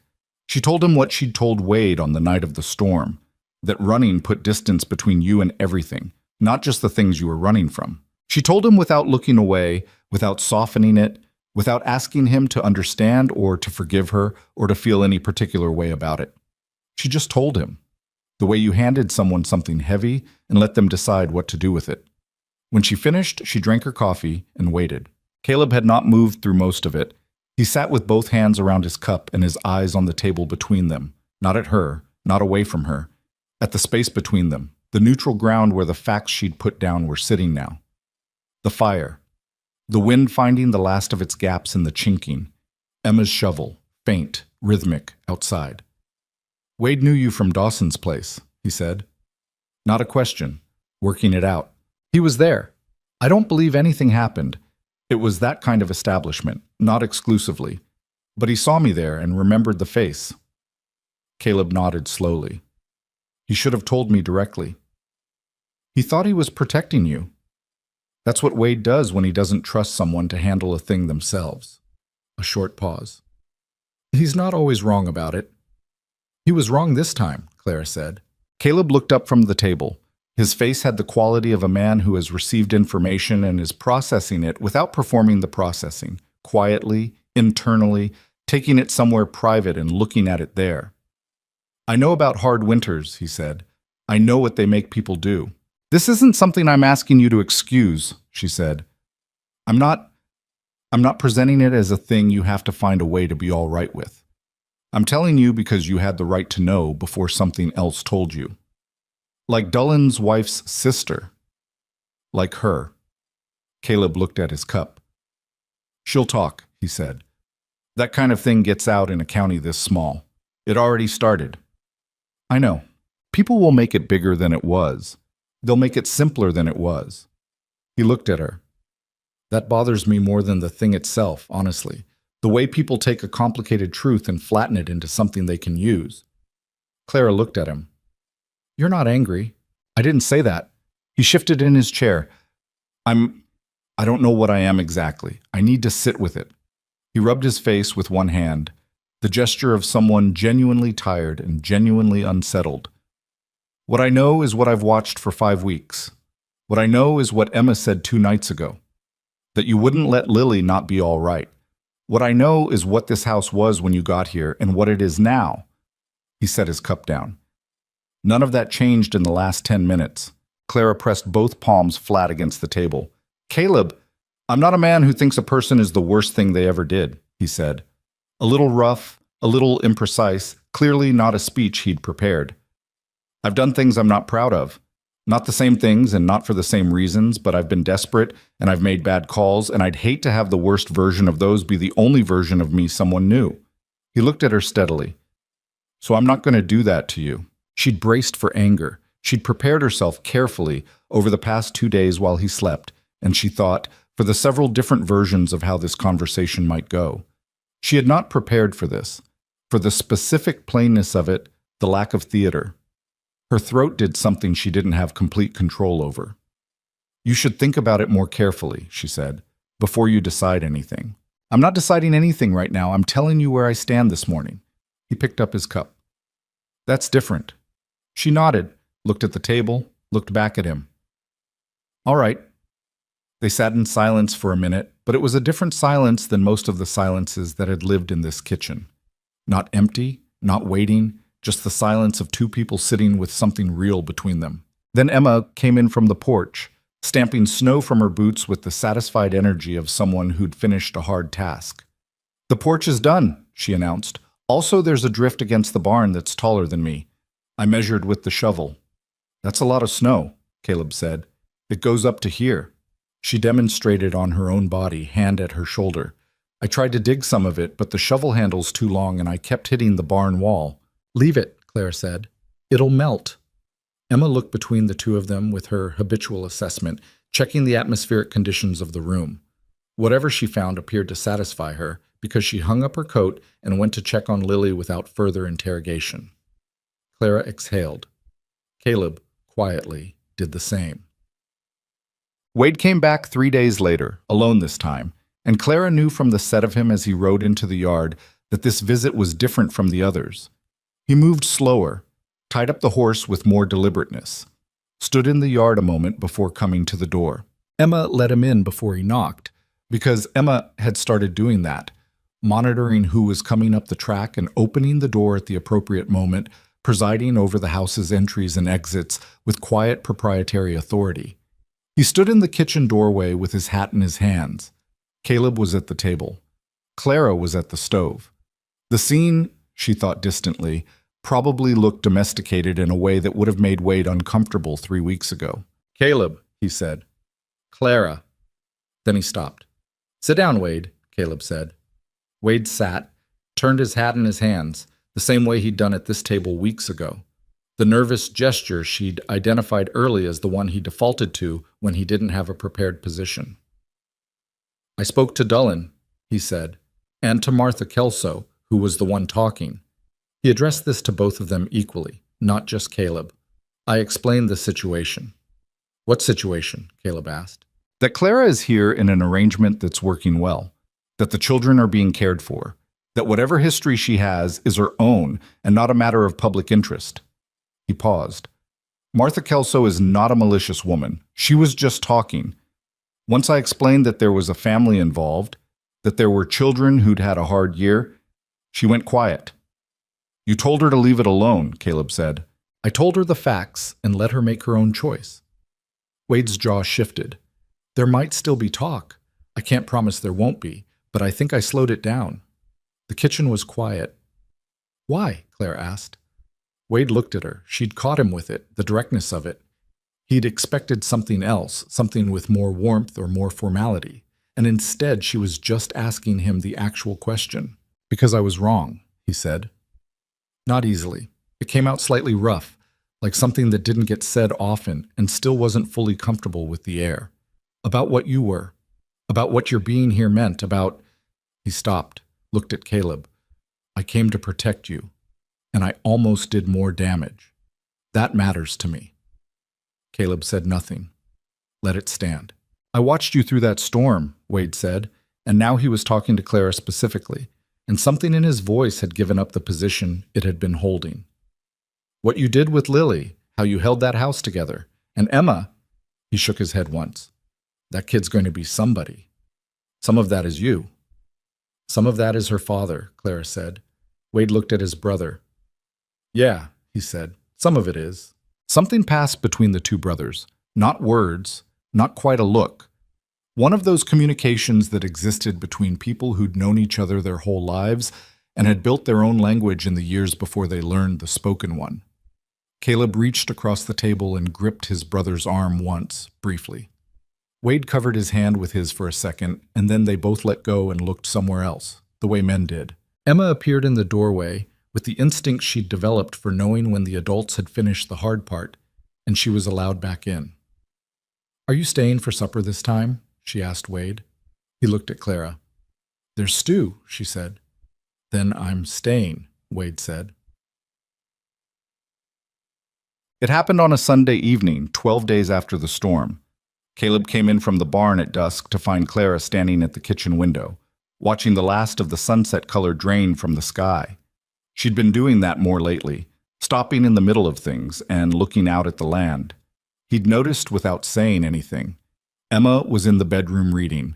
Lily was asleep. The stew was on. The kitchen was warm. He stood behind her, not quite at her shoulder, and looked out the window at the same darkening sky. "Spring is 4 months," he said. She didn't move. "About that.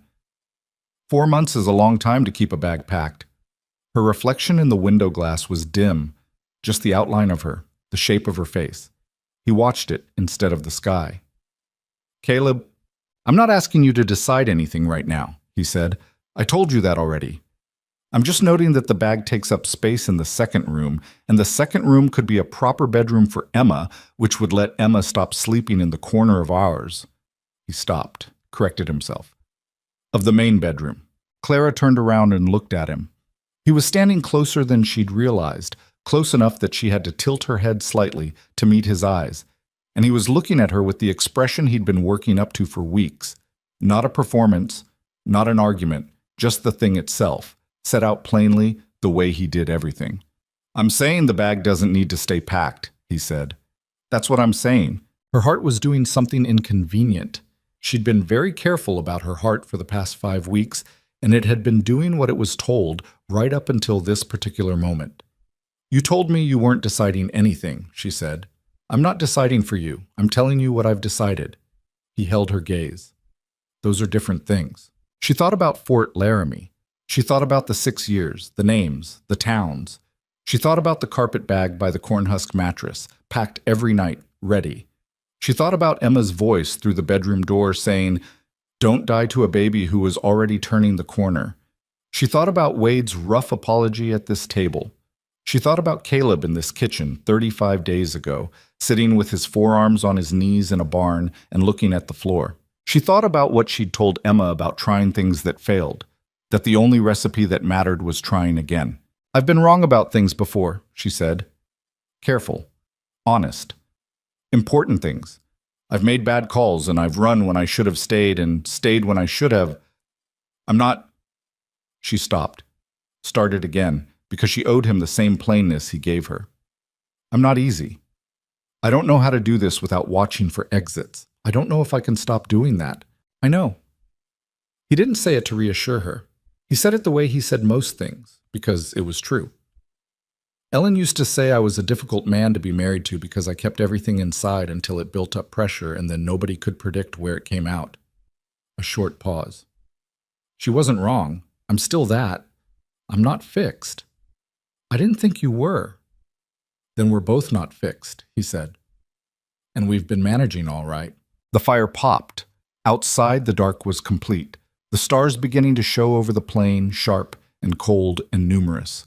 She looked at him in the lamplight, at the gray eyes that weren't empty anymore, at the lines in his face that mapped a hard few years, at his hands, which were calloused and capable and hanging at his sides like they weren't sure what to do with themselves.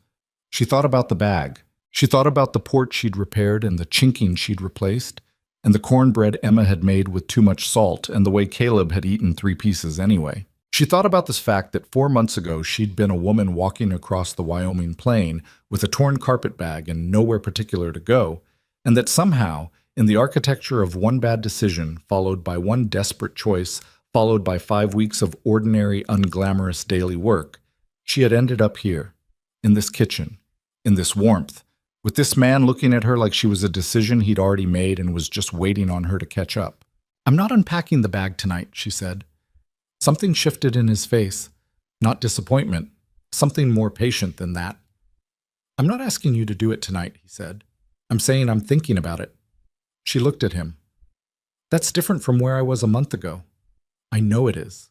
She turned back to the stew and stirred it, which was not strictly necessary, but gave her hands something to do while the rest of her caught up to the decision that had been arriving, slowly and without fanfare, for the past several weeks. He sat down at the table and let her have the moment without crowding it. That was, she thought, one of his better qualities. The capacity to sit still and wait without making the waiting into a statement. Most people couldn't do that. Most people filled silence because they were afraid of what it contained. "The south bedroom wall needs rechinking," she said, without turning around. "Does it?" "Worse than the kitchen corner. I noticed it last week." She kept stirring. "If Emma's going to sleep in there, it needs to be done before the next hard freeze." A pause.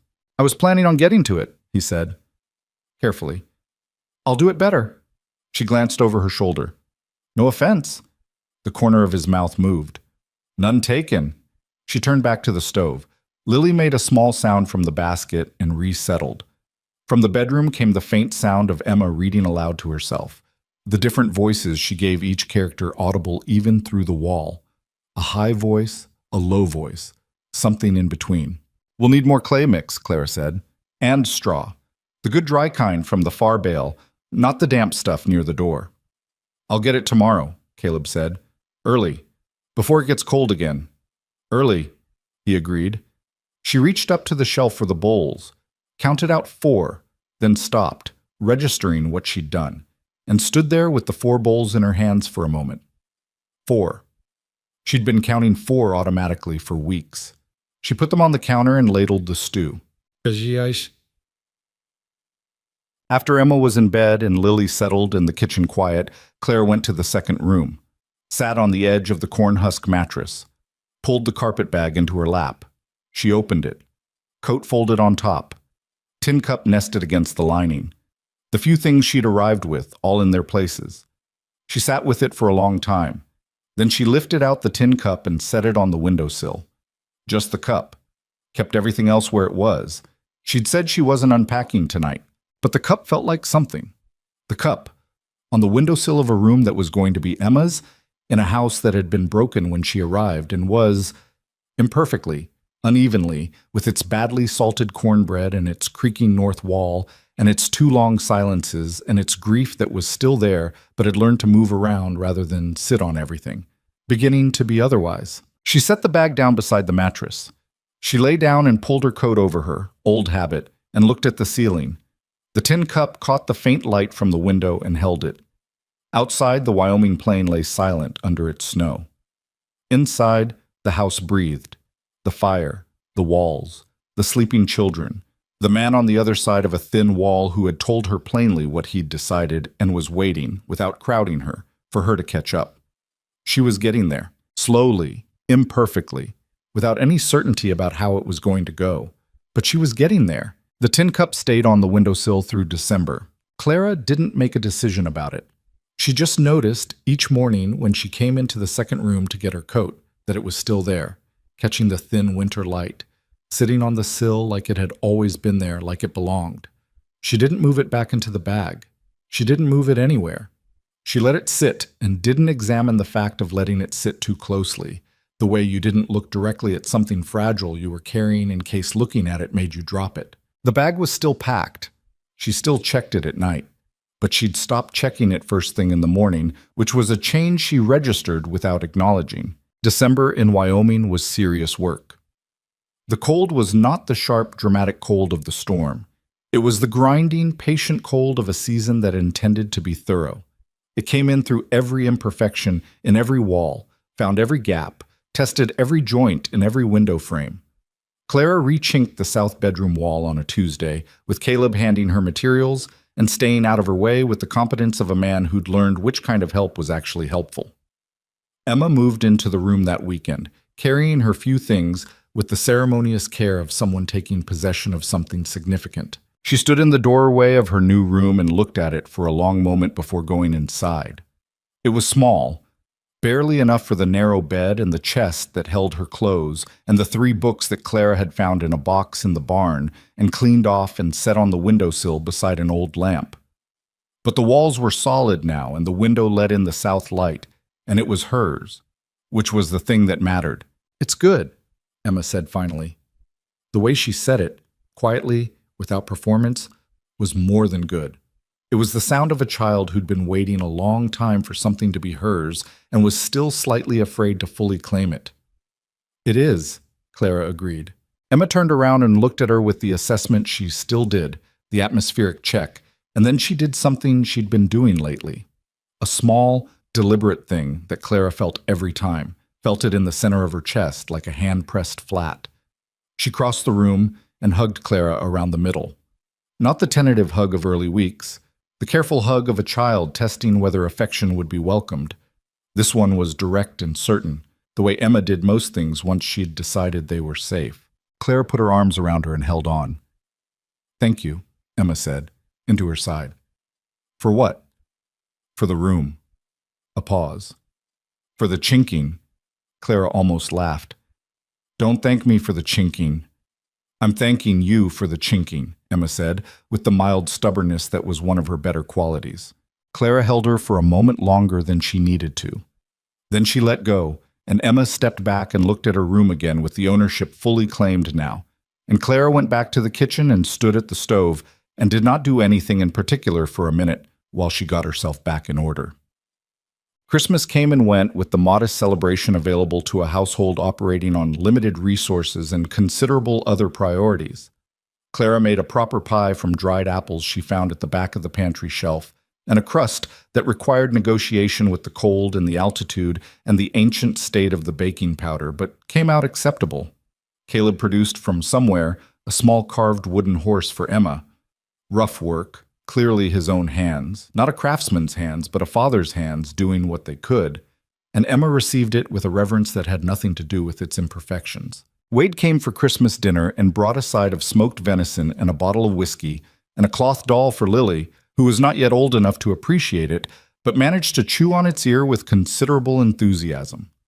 He sat at the table and ate 3 helpings of everything and told a story about a cattle drive 3 years ago that had Caleb shaking his head and Emma wide-eyed and Clara quietly smiling into her coffee. After dinner, while Caleb and Emma were in the main room and Lily had gone down for her evening sleep, Wade found himself alone in the kitchen with Clara, who was washing dishes with the focused economy she brought to every practical task.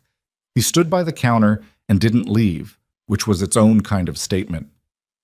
"Dullen's wife's sister," he said eventually. Clara kept washing. "What about her? She stopped talking." He crossed his arms. "Apparently someone else in Millhaven started in about you being a woman alone taking advantage of a widower's grief, and Martha Kelso, who I told you wasn't a malicious woman, took exception to it. Said she'd met you and you weren't that at all." He paused. "So you've got Martha Kelso in your corner, which is worth something in that county." "I've never met Martha Kelso." "I know. I think that's what she found interesting about you." Clara set the last dish on the shelf and dried her hands. She turned around and looked at him. Wade had lost some of his angles over the past months. Not softened exactly, but settled. The wariness he'd carried into this house on his first visit had been replaced by something that sat more comfortably on his frame. "You've been managing the situation," she said. Not a question. Some. He looked at his boots. "It's what I'm good at. Managing things from the outside." He glanced up. "I'm not as good at the inside things. That's—" He stopped. Tried again. "That's something I'm aware of." "You came through when it counted," Clara said. "In the storm." "I left the first time." "Yes." He looked at her steadily. "I was protecting him wrong," he said. "I thought protecting him meant keeping things away from him. Turns out what he needed was someone who would stay in the mess with him. I don't know how to do that." He said it without self-pity, just the flat honesty of someone stating a thing they'd been sitting with. "I'm a better brother from a distance." "You might be wrong about that," she said. "You've been here a lot lately." The corner of his mouth moved. "I suppose I have." From the main room came the sound of Emma's voice, reading aloud, and Caleb's occasional response, and the particular quality of that sound. 2 people in a room together, not performing company but simply being in the same place, was something that hadn't existed in this house before October. Wade heard it too. She could tell from the way his face shifted. "He laughs sometimes now," he said, quietly. "I haven't heard that since before Ellen got sick." Clara said nothing. "Whatever you think you did wrong in your life," Wade said, looking at her with the directness that was his most consistent quality, even when it was pointed at things she'd rather it wasn't. "You should know that." He picked up his hat from the counter. "That's all." He went back into the main room. Clara stood in the kitchen and let what he'd said settle into her in the specific, careful way of things you're not ready to carry, but aren't willing to put down either. That January was the hardest month. Not emotionally. The household had found its shape and was holding it. But physically, the Wyoming winter delivered everything it had in reserve, and the reserve was significant. 3 more storms, none as severe as the November one, but cumulatively punishing. A section of barn roof that gave under the weight of accumulated snow and required 3 days of cold, difficult work to repair, Caleb on the roof and Clara handing materials, and Emma managing Lily inside with the competence that had become her default. 2 of the cattle lost to illness. Caleb took it hard. Sat with the financial reality of it for 2 days before pulling himself out of it, which was progress, because previously 2 days would have become 2 weeks. The household's money was a problem that ran underneath everything, unaddressed and pressuring. Clara knew it the way she knew most things she wasn't supposed to know.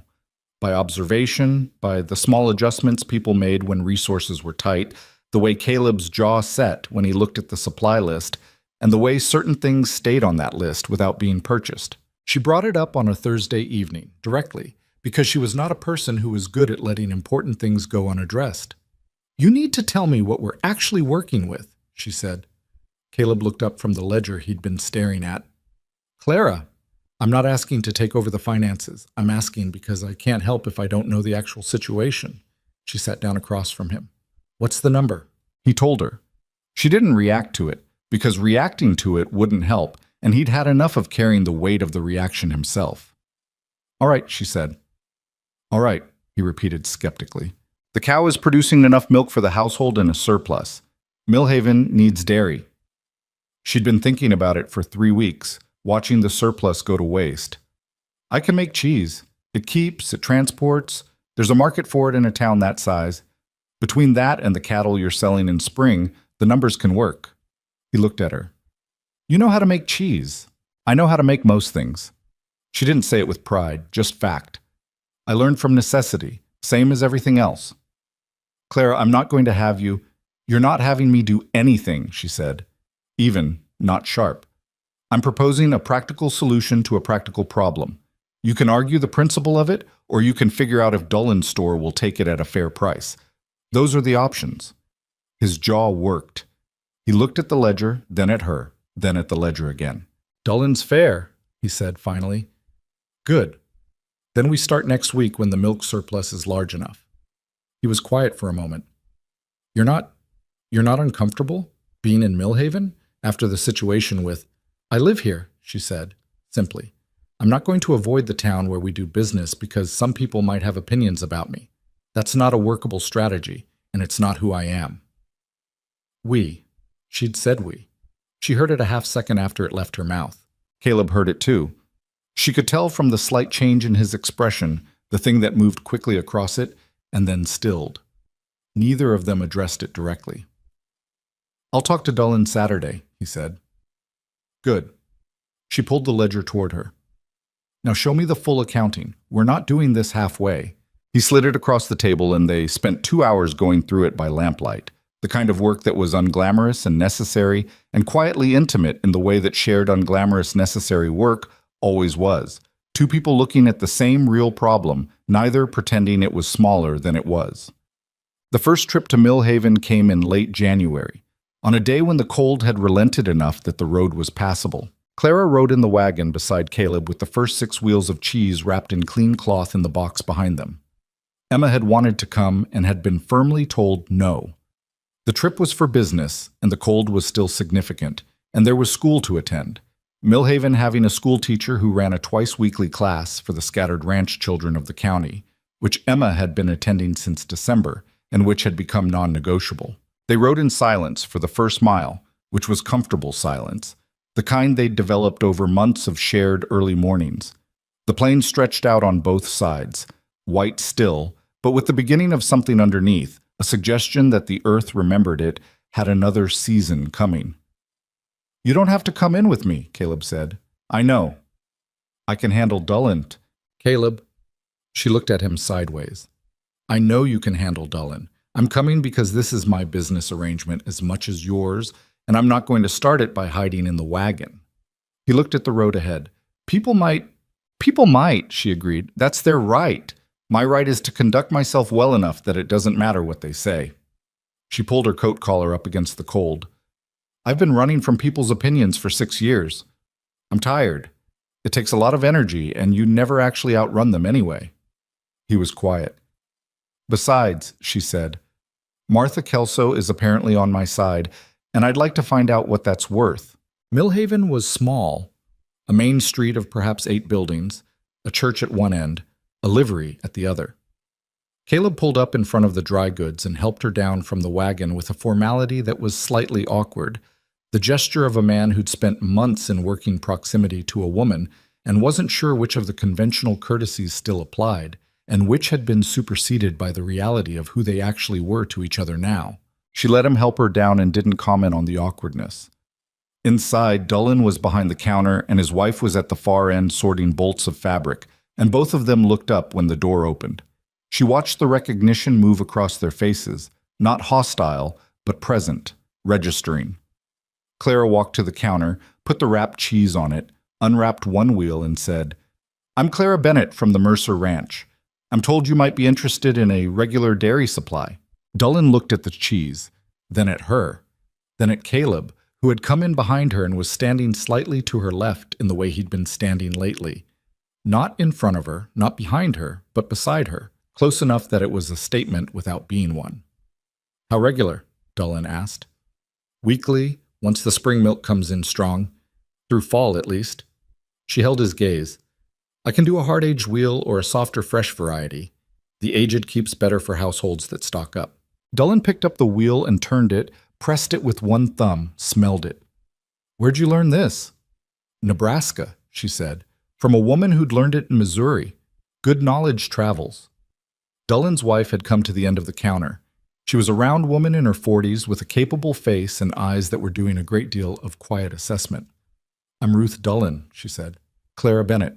Ruth Dolan looked at the cheese and then at Clara and then at Caleb and arrived at whatever conclusion she arrived at with the efficiency of a woman who'd been assessing situations in a small town for long enough to be fast about it.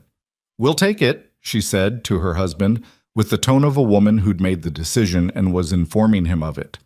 Fair price. We've been paying the freighter from Cheyenne twice what this'll cost, and it's 3 days old by the time it gets here. Dolan looked at his wife, looked at the cheese, did the small internal calculation of a man who knew when the decision had been made. Fair price, he confirmed. Clara named a number. It was a fair number. She'd thought about it carefully.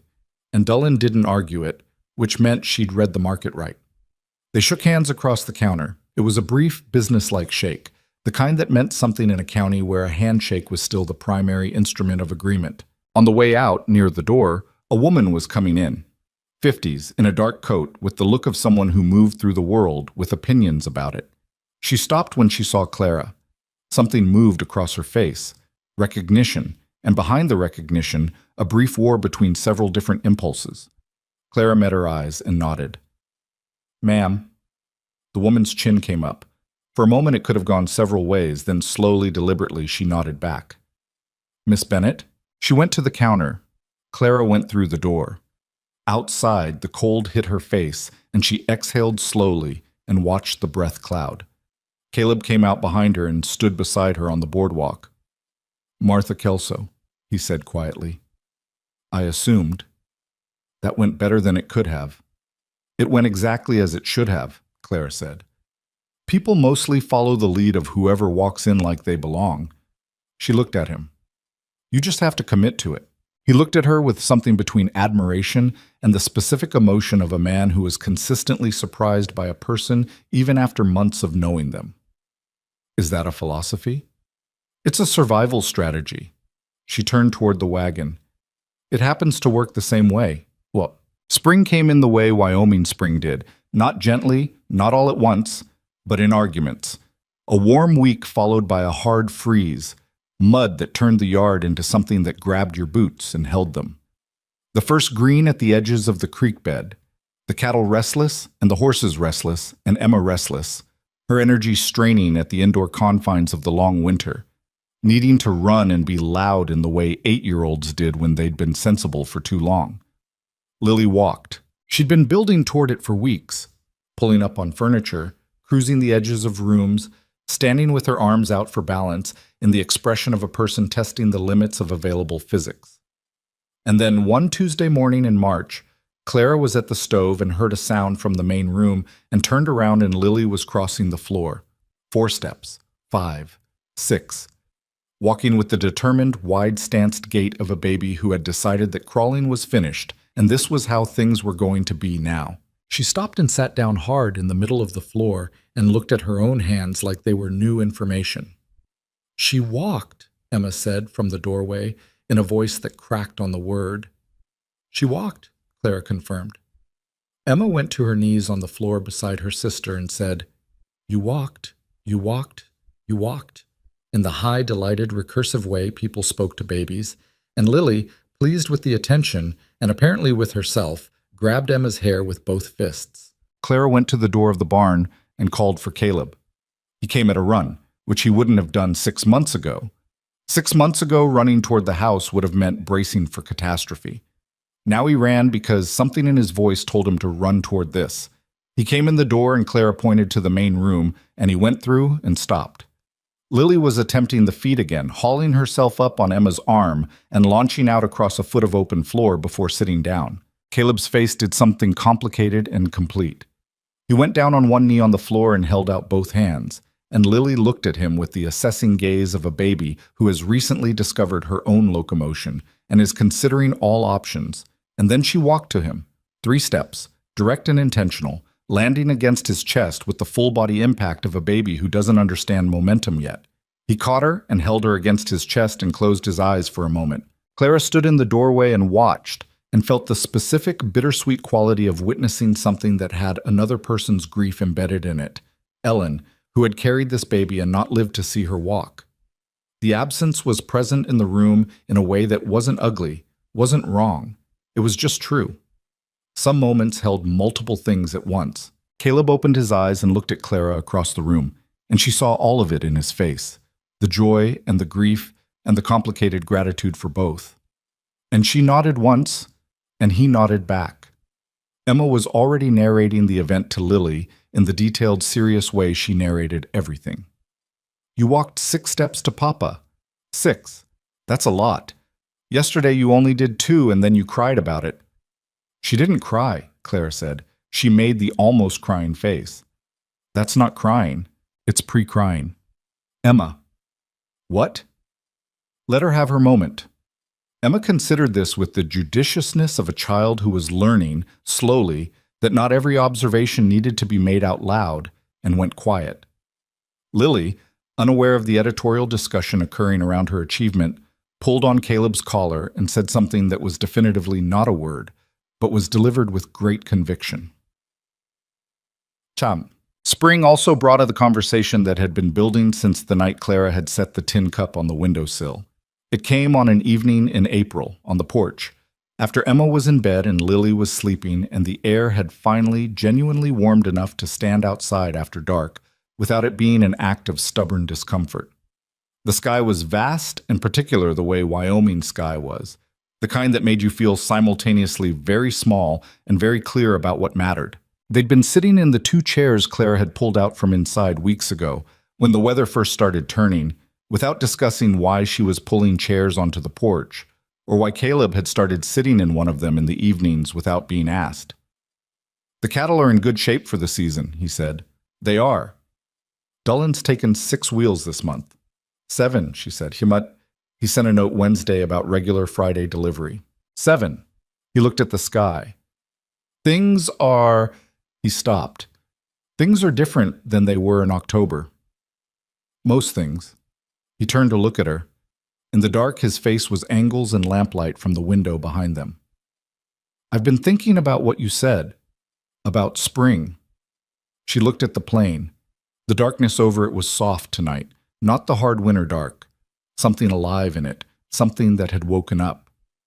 You said you'd reassess in spring, he said. It's spring. It is. So I'm asking. He said it plainly, without theater, without the rehearsed quality of a man who'd prepared a speech. I'm asking what you've decided.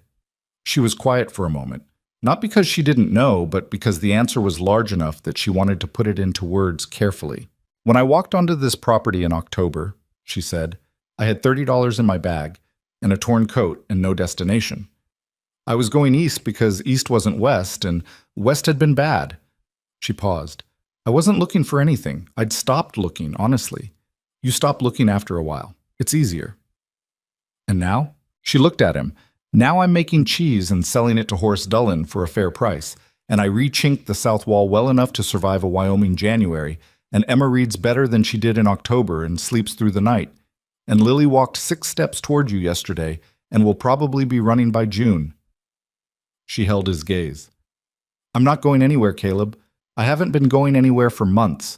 I just needed you to let me figure that out at the speed I could figure it out.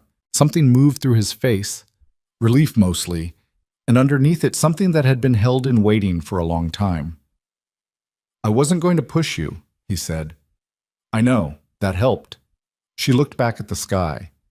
I've been pushed out of most of the places I've been. Nobody ever just waited. She said it quietly, not as an accusation of anyone, just the fact of it. It turns out waiting is a significant thing to do for a person. They sat in silence for a while. Not the silence of things unsaid, the other kind. Clara, his voice was careful. I'm going to say something, and I need you to not argue the practical considerations for 30 seconds. She almost smiled. That's a specific request. I know you. He shifted to face her. I want to marry you. Not for the household, not for the children, not for the cheese arrangement with Dullen. He stopped, and that almost laugh was in his voice for a moment. I want to marry you because you came out of the dust and stayed when you could have gone, and this house is alive in a way it wasn't before you, and so am I. He looked at her directly. That's the thing I wanted to say. 30 seconds he'd asked for. She counted them, roughly. The children should be asked, she said, when the 30 seconds were done. He blinked. What? Emma's old enough to have a say in it. She should be asked, not told. Clara looked at him. If she says no, then we wait until she says yes. He stared at her. You think Emma will say no? I think it doesn't matter what I think. It matters what she thinks, and she should be given the respect of the question. He was quiet for a moment. Then, all right. And I need it understood that I'm not replacing Ellen, she said. I'm not trying to be what she was. She built something in this family that I'm building on top of, not over. That distinction matters. I know that. I need you to be able to say it to people when they make the comparison, because they will. I know that too. He looked at her steadily. Clara, I've thought about this for a long time. I've thought about all of it. She believed him. That was the thing. She believed him, and that was itself significant, because she'd spent most of her adult life not quite being able to believe the things men told her about their intentions. Whether they meant it or not hadn't always been the question. The question had been whether she'd been able to receive it. Ask Emma tomorrow, she said. I'll take a walk. You don't have to leave. I want her to feel she can answer honestly, Clara said, without worrying about what I'll think. He nodded. Then he reached across the space between the chairs and put his hand on hers, on the armrest. Not a dramatic gesture, not the grand thing of stories, just his hand over hers, rough-palmed and warm. She turned her hand over and let their fingers find each other. They sat like that for a long time, looking out at the Wyoming dark, while the house behind them breathed with the even rhythm of sleeping children, and a fire that had been kept going for months now, without going out. Emma said yes before Caleb finished asking. He told Clara afterward, standing in the yard while Emma was inside and Clara had returned from her walk along the south fence line, her boots muddy and her cheeks pink from the April wind. She said yes before I finished the question, he said. Then she said she already knew I was going to ask because she's been watching me practice saying things and not saying them for 2 months. Clara put her hand over her mouth. She also said you should wear your good dress, he said, the one you mended the collar on. I only have one dress. She knows. She said it anyway. Clara dropped her hand. She's 7 years old. 8, he said. She turned 8 last month. She's 8 years old and she's already managing other people's romantic situations. She's your daughter, he said. And then he seemed to register what he'd said and something passed between them. Not uncomfortable, not light. Something in the middle. Something true. She's her mother's daughter, Clara said carefully. Both things can be true, Caleb said. From where I stand, both things are. But the wedding was small, in the way that most things on the frontier were small, scaled to what was real rather than what was ceremonial. A Tuesday in May, because Tuesday was when the circuit judge came through Mill Haven on his quarterly round. The judge had a solemn face and an efficient manner and performed the ceremony in 12 minutes, which Emma timed with the concentration of a scientist. Wade was there. He stood beside Caleb and managed his expression with the controlled quality of a man who had been wrong about something important, and was present partly to acknowledge it, and partly because family showed up regardless. He'd brought a bottle of good whiskey and a carved wooden picture frame that he'd made himself, which surprised everyone including him when he handed it over. Ruth Dullen was there, which was unexpected and which meant something in the social accounting of a small frontier county. She'd brought her husband and a wrapped parcel that turned out to be fabric, good fabric, the kind you didn't just have lying around, and she'd pressed Clara's hand when she arrived with the direct, assessing warmth of a woman who'd made a decision about another woman and intended to honor it. Martha Kelso was not there, which was fine. Her nod in the doorway of the dry goods store in January had been its own kind of ceremony. Emma wore her best dress, and carried Lily with the solemn authority of someone who understood herself to be serving an important function.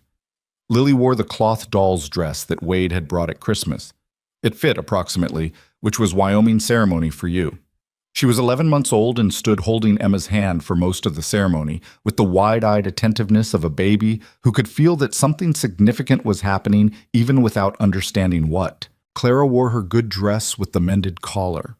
Caleb wore his clean shirt and had shaved that morning with the care of a man who had not had occasion to be particularly careful about such things in a while. When the judge said the words and Caleb put his hand on hers and the thing was done, what Clara felt was not the sweeping grand emotion of a woman whose story had arrived at its designated peak.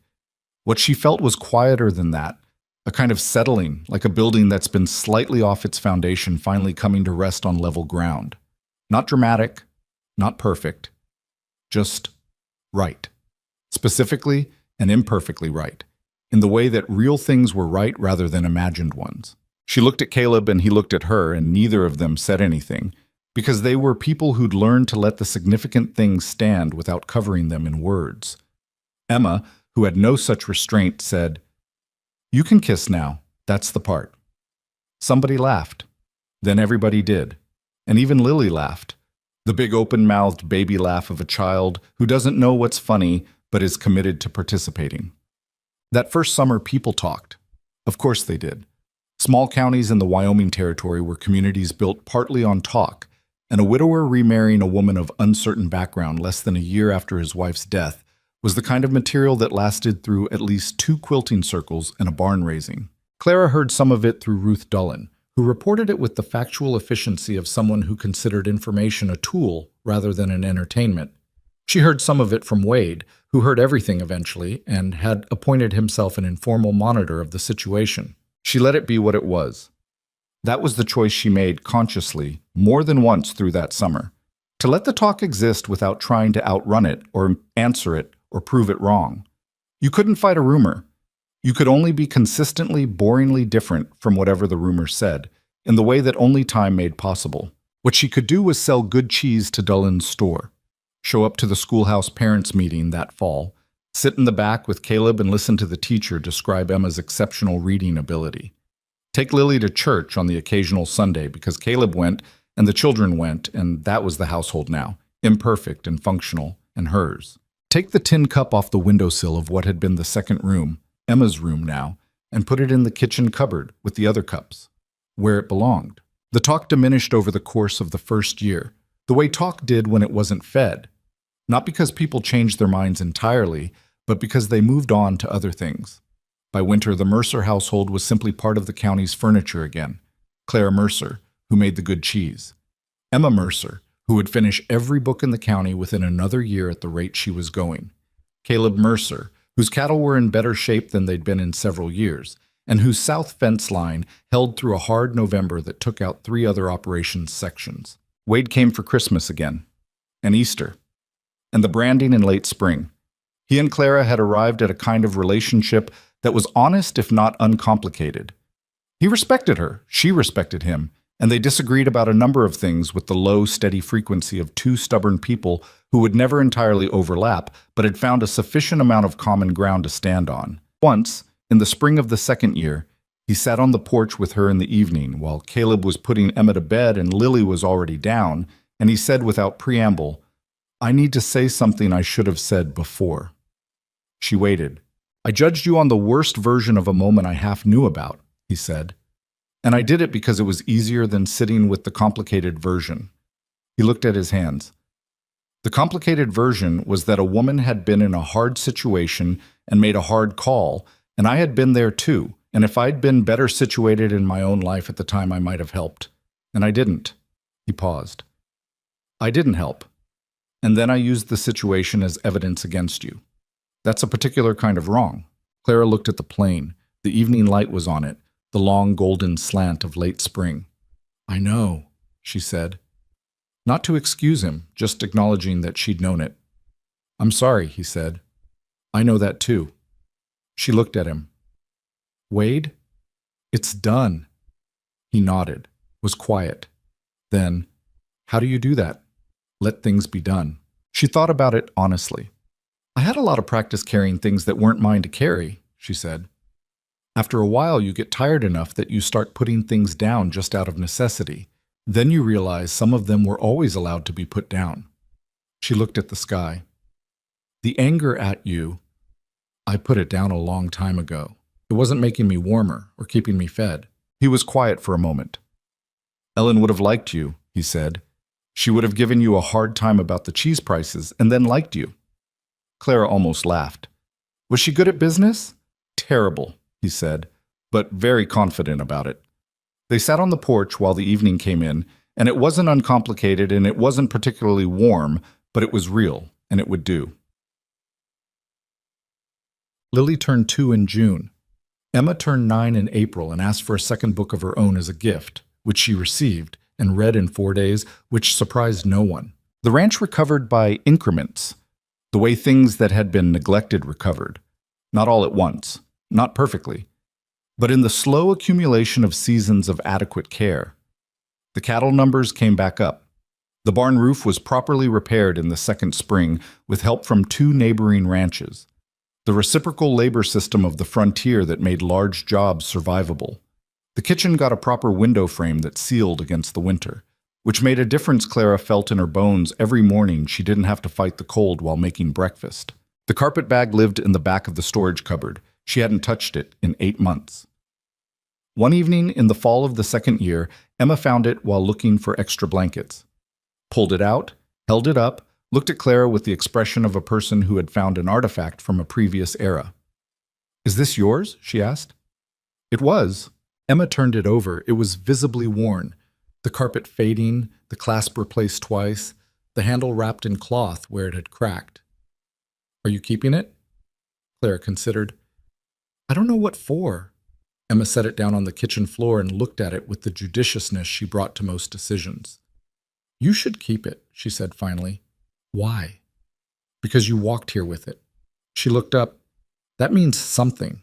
Clara looked at her 8-year-old daughter, the word arriving without ceremony now, without the careful hedge she'd put around it in her own mind for months, and felt the specific weight of what Emma had just said, the wisdom in it that was partly Emma's and partly something she'd picked up by living in a house where people talked about their history without being ashamed of it.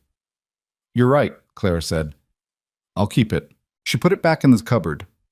Not packed, just there, the clasp open, the lining visible, not going anywhere. But there was an evening in late October, 2 years almost exactly from the day she'd walked down the dirt track and through the unlatched door and found 2 children and a burned pot and a man sitting in a barn with his head between his hands. She was on the porch. Caleb came out and stood beside her, and they looked west at the sunset, which was doing something extravagant with the clouds over the plain, the kind of sky that made you understand why people had always needed art. 2 years, he said. About. He looked at her sideways. Any regrets? She thought about it the way she'd been thinking about things lately. Not quickly. Not to produce the right answer, but genuinely. Sitting with the question and turning it over.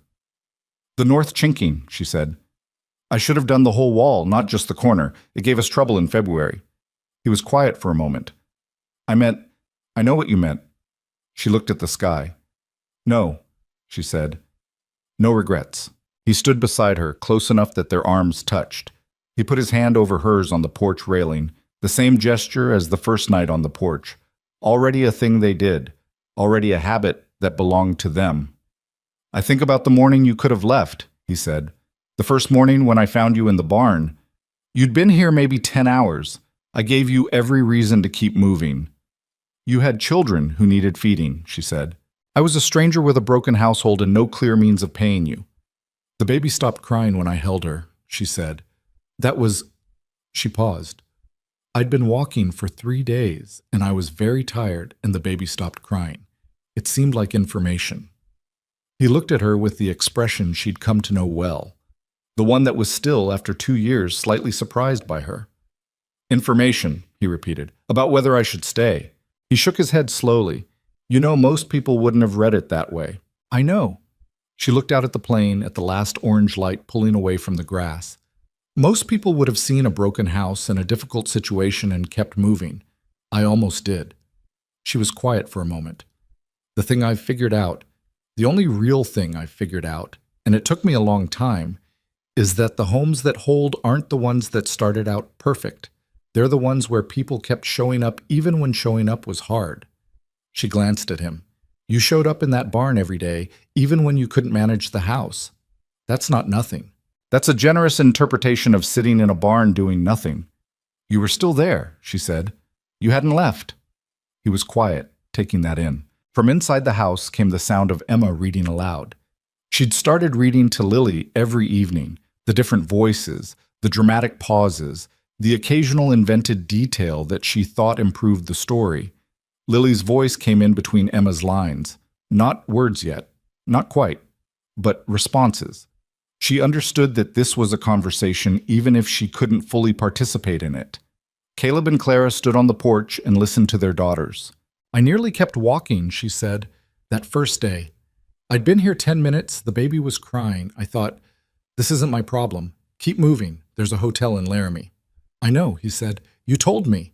What I didn't tell you, she said, is that I thought about it again in the barn that first evening. When you asked me to stay a few days, I thought, this is the moment. Walk away now before it gets complicated.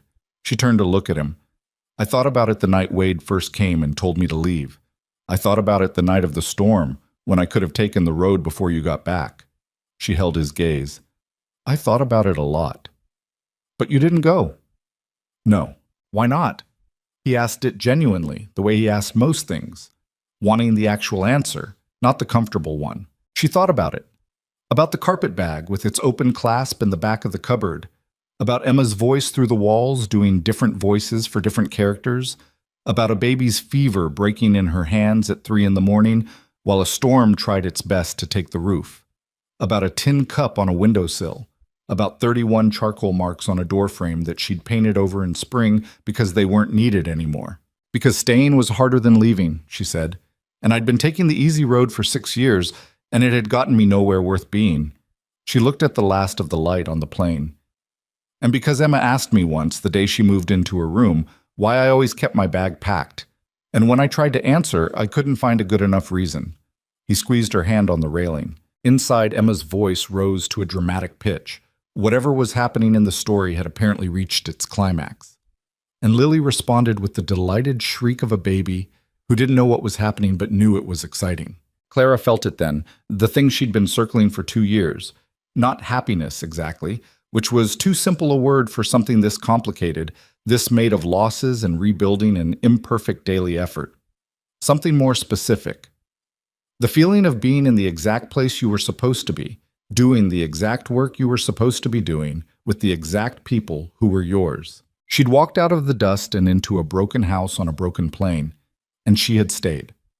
Not because it was easy, not because it was safe, not because anyone had guaranteed her it would work.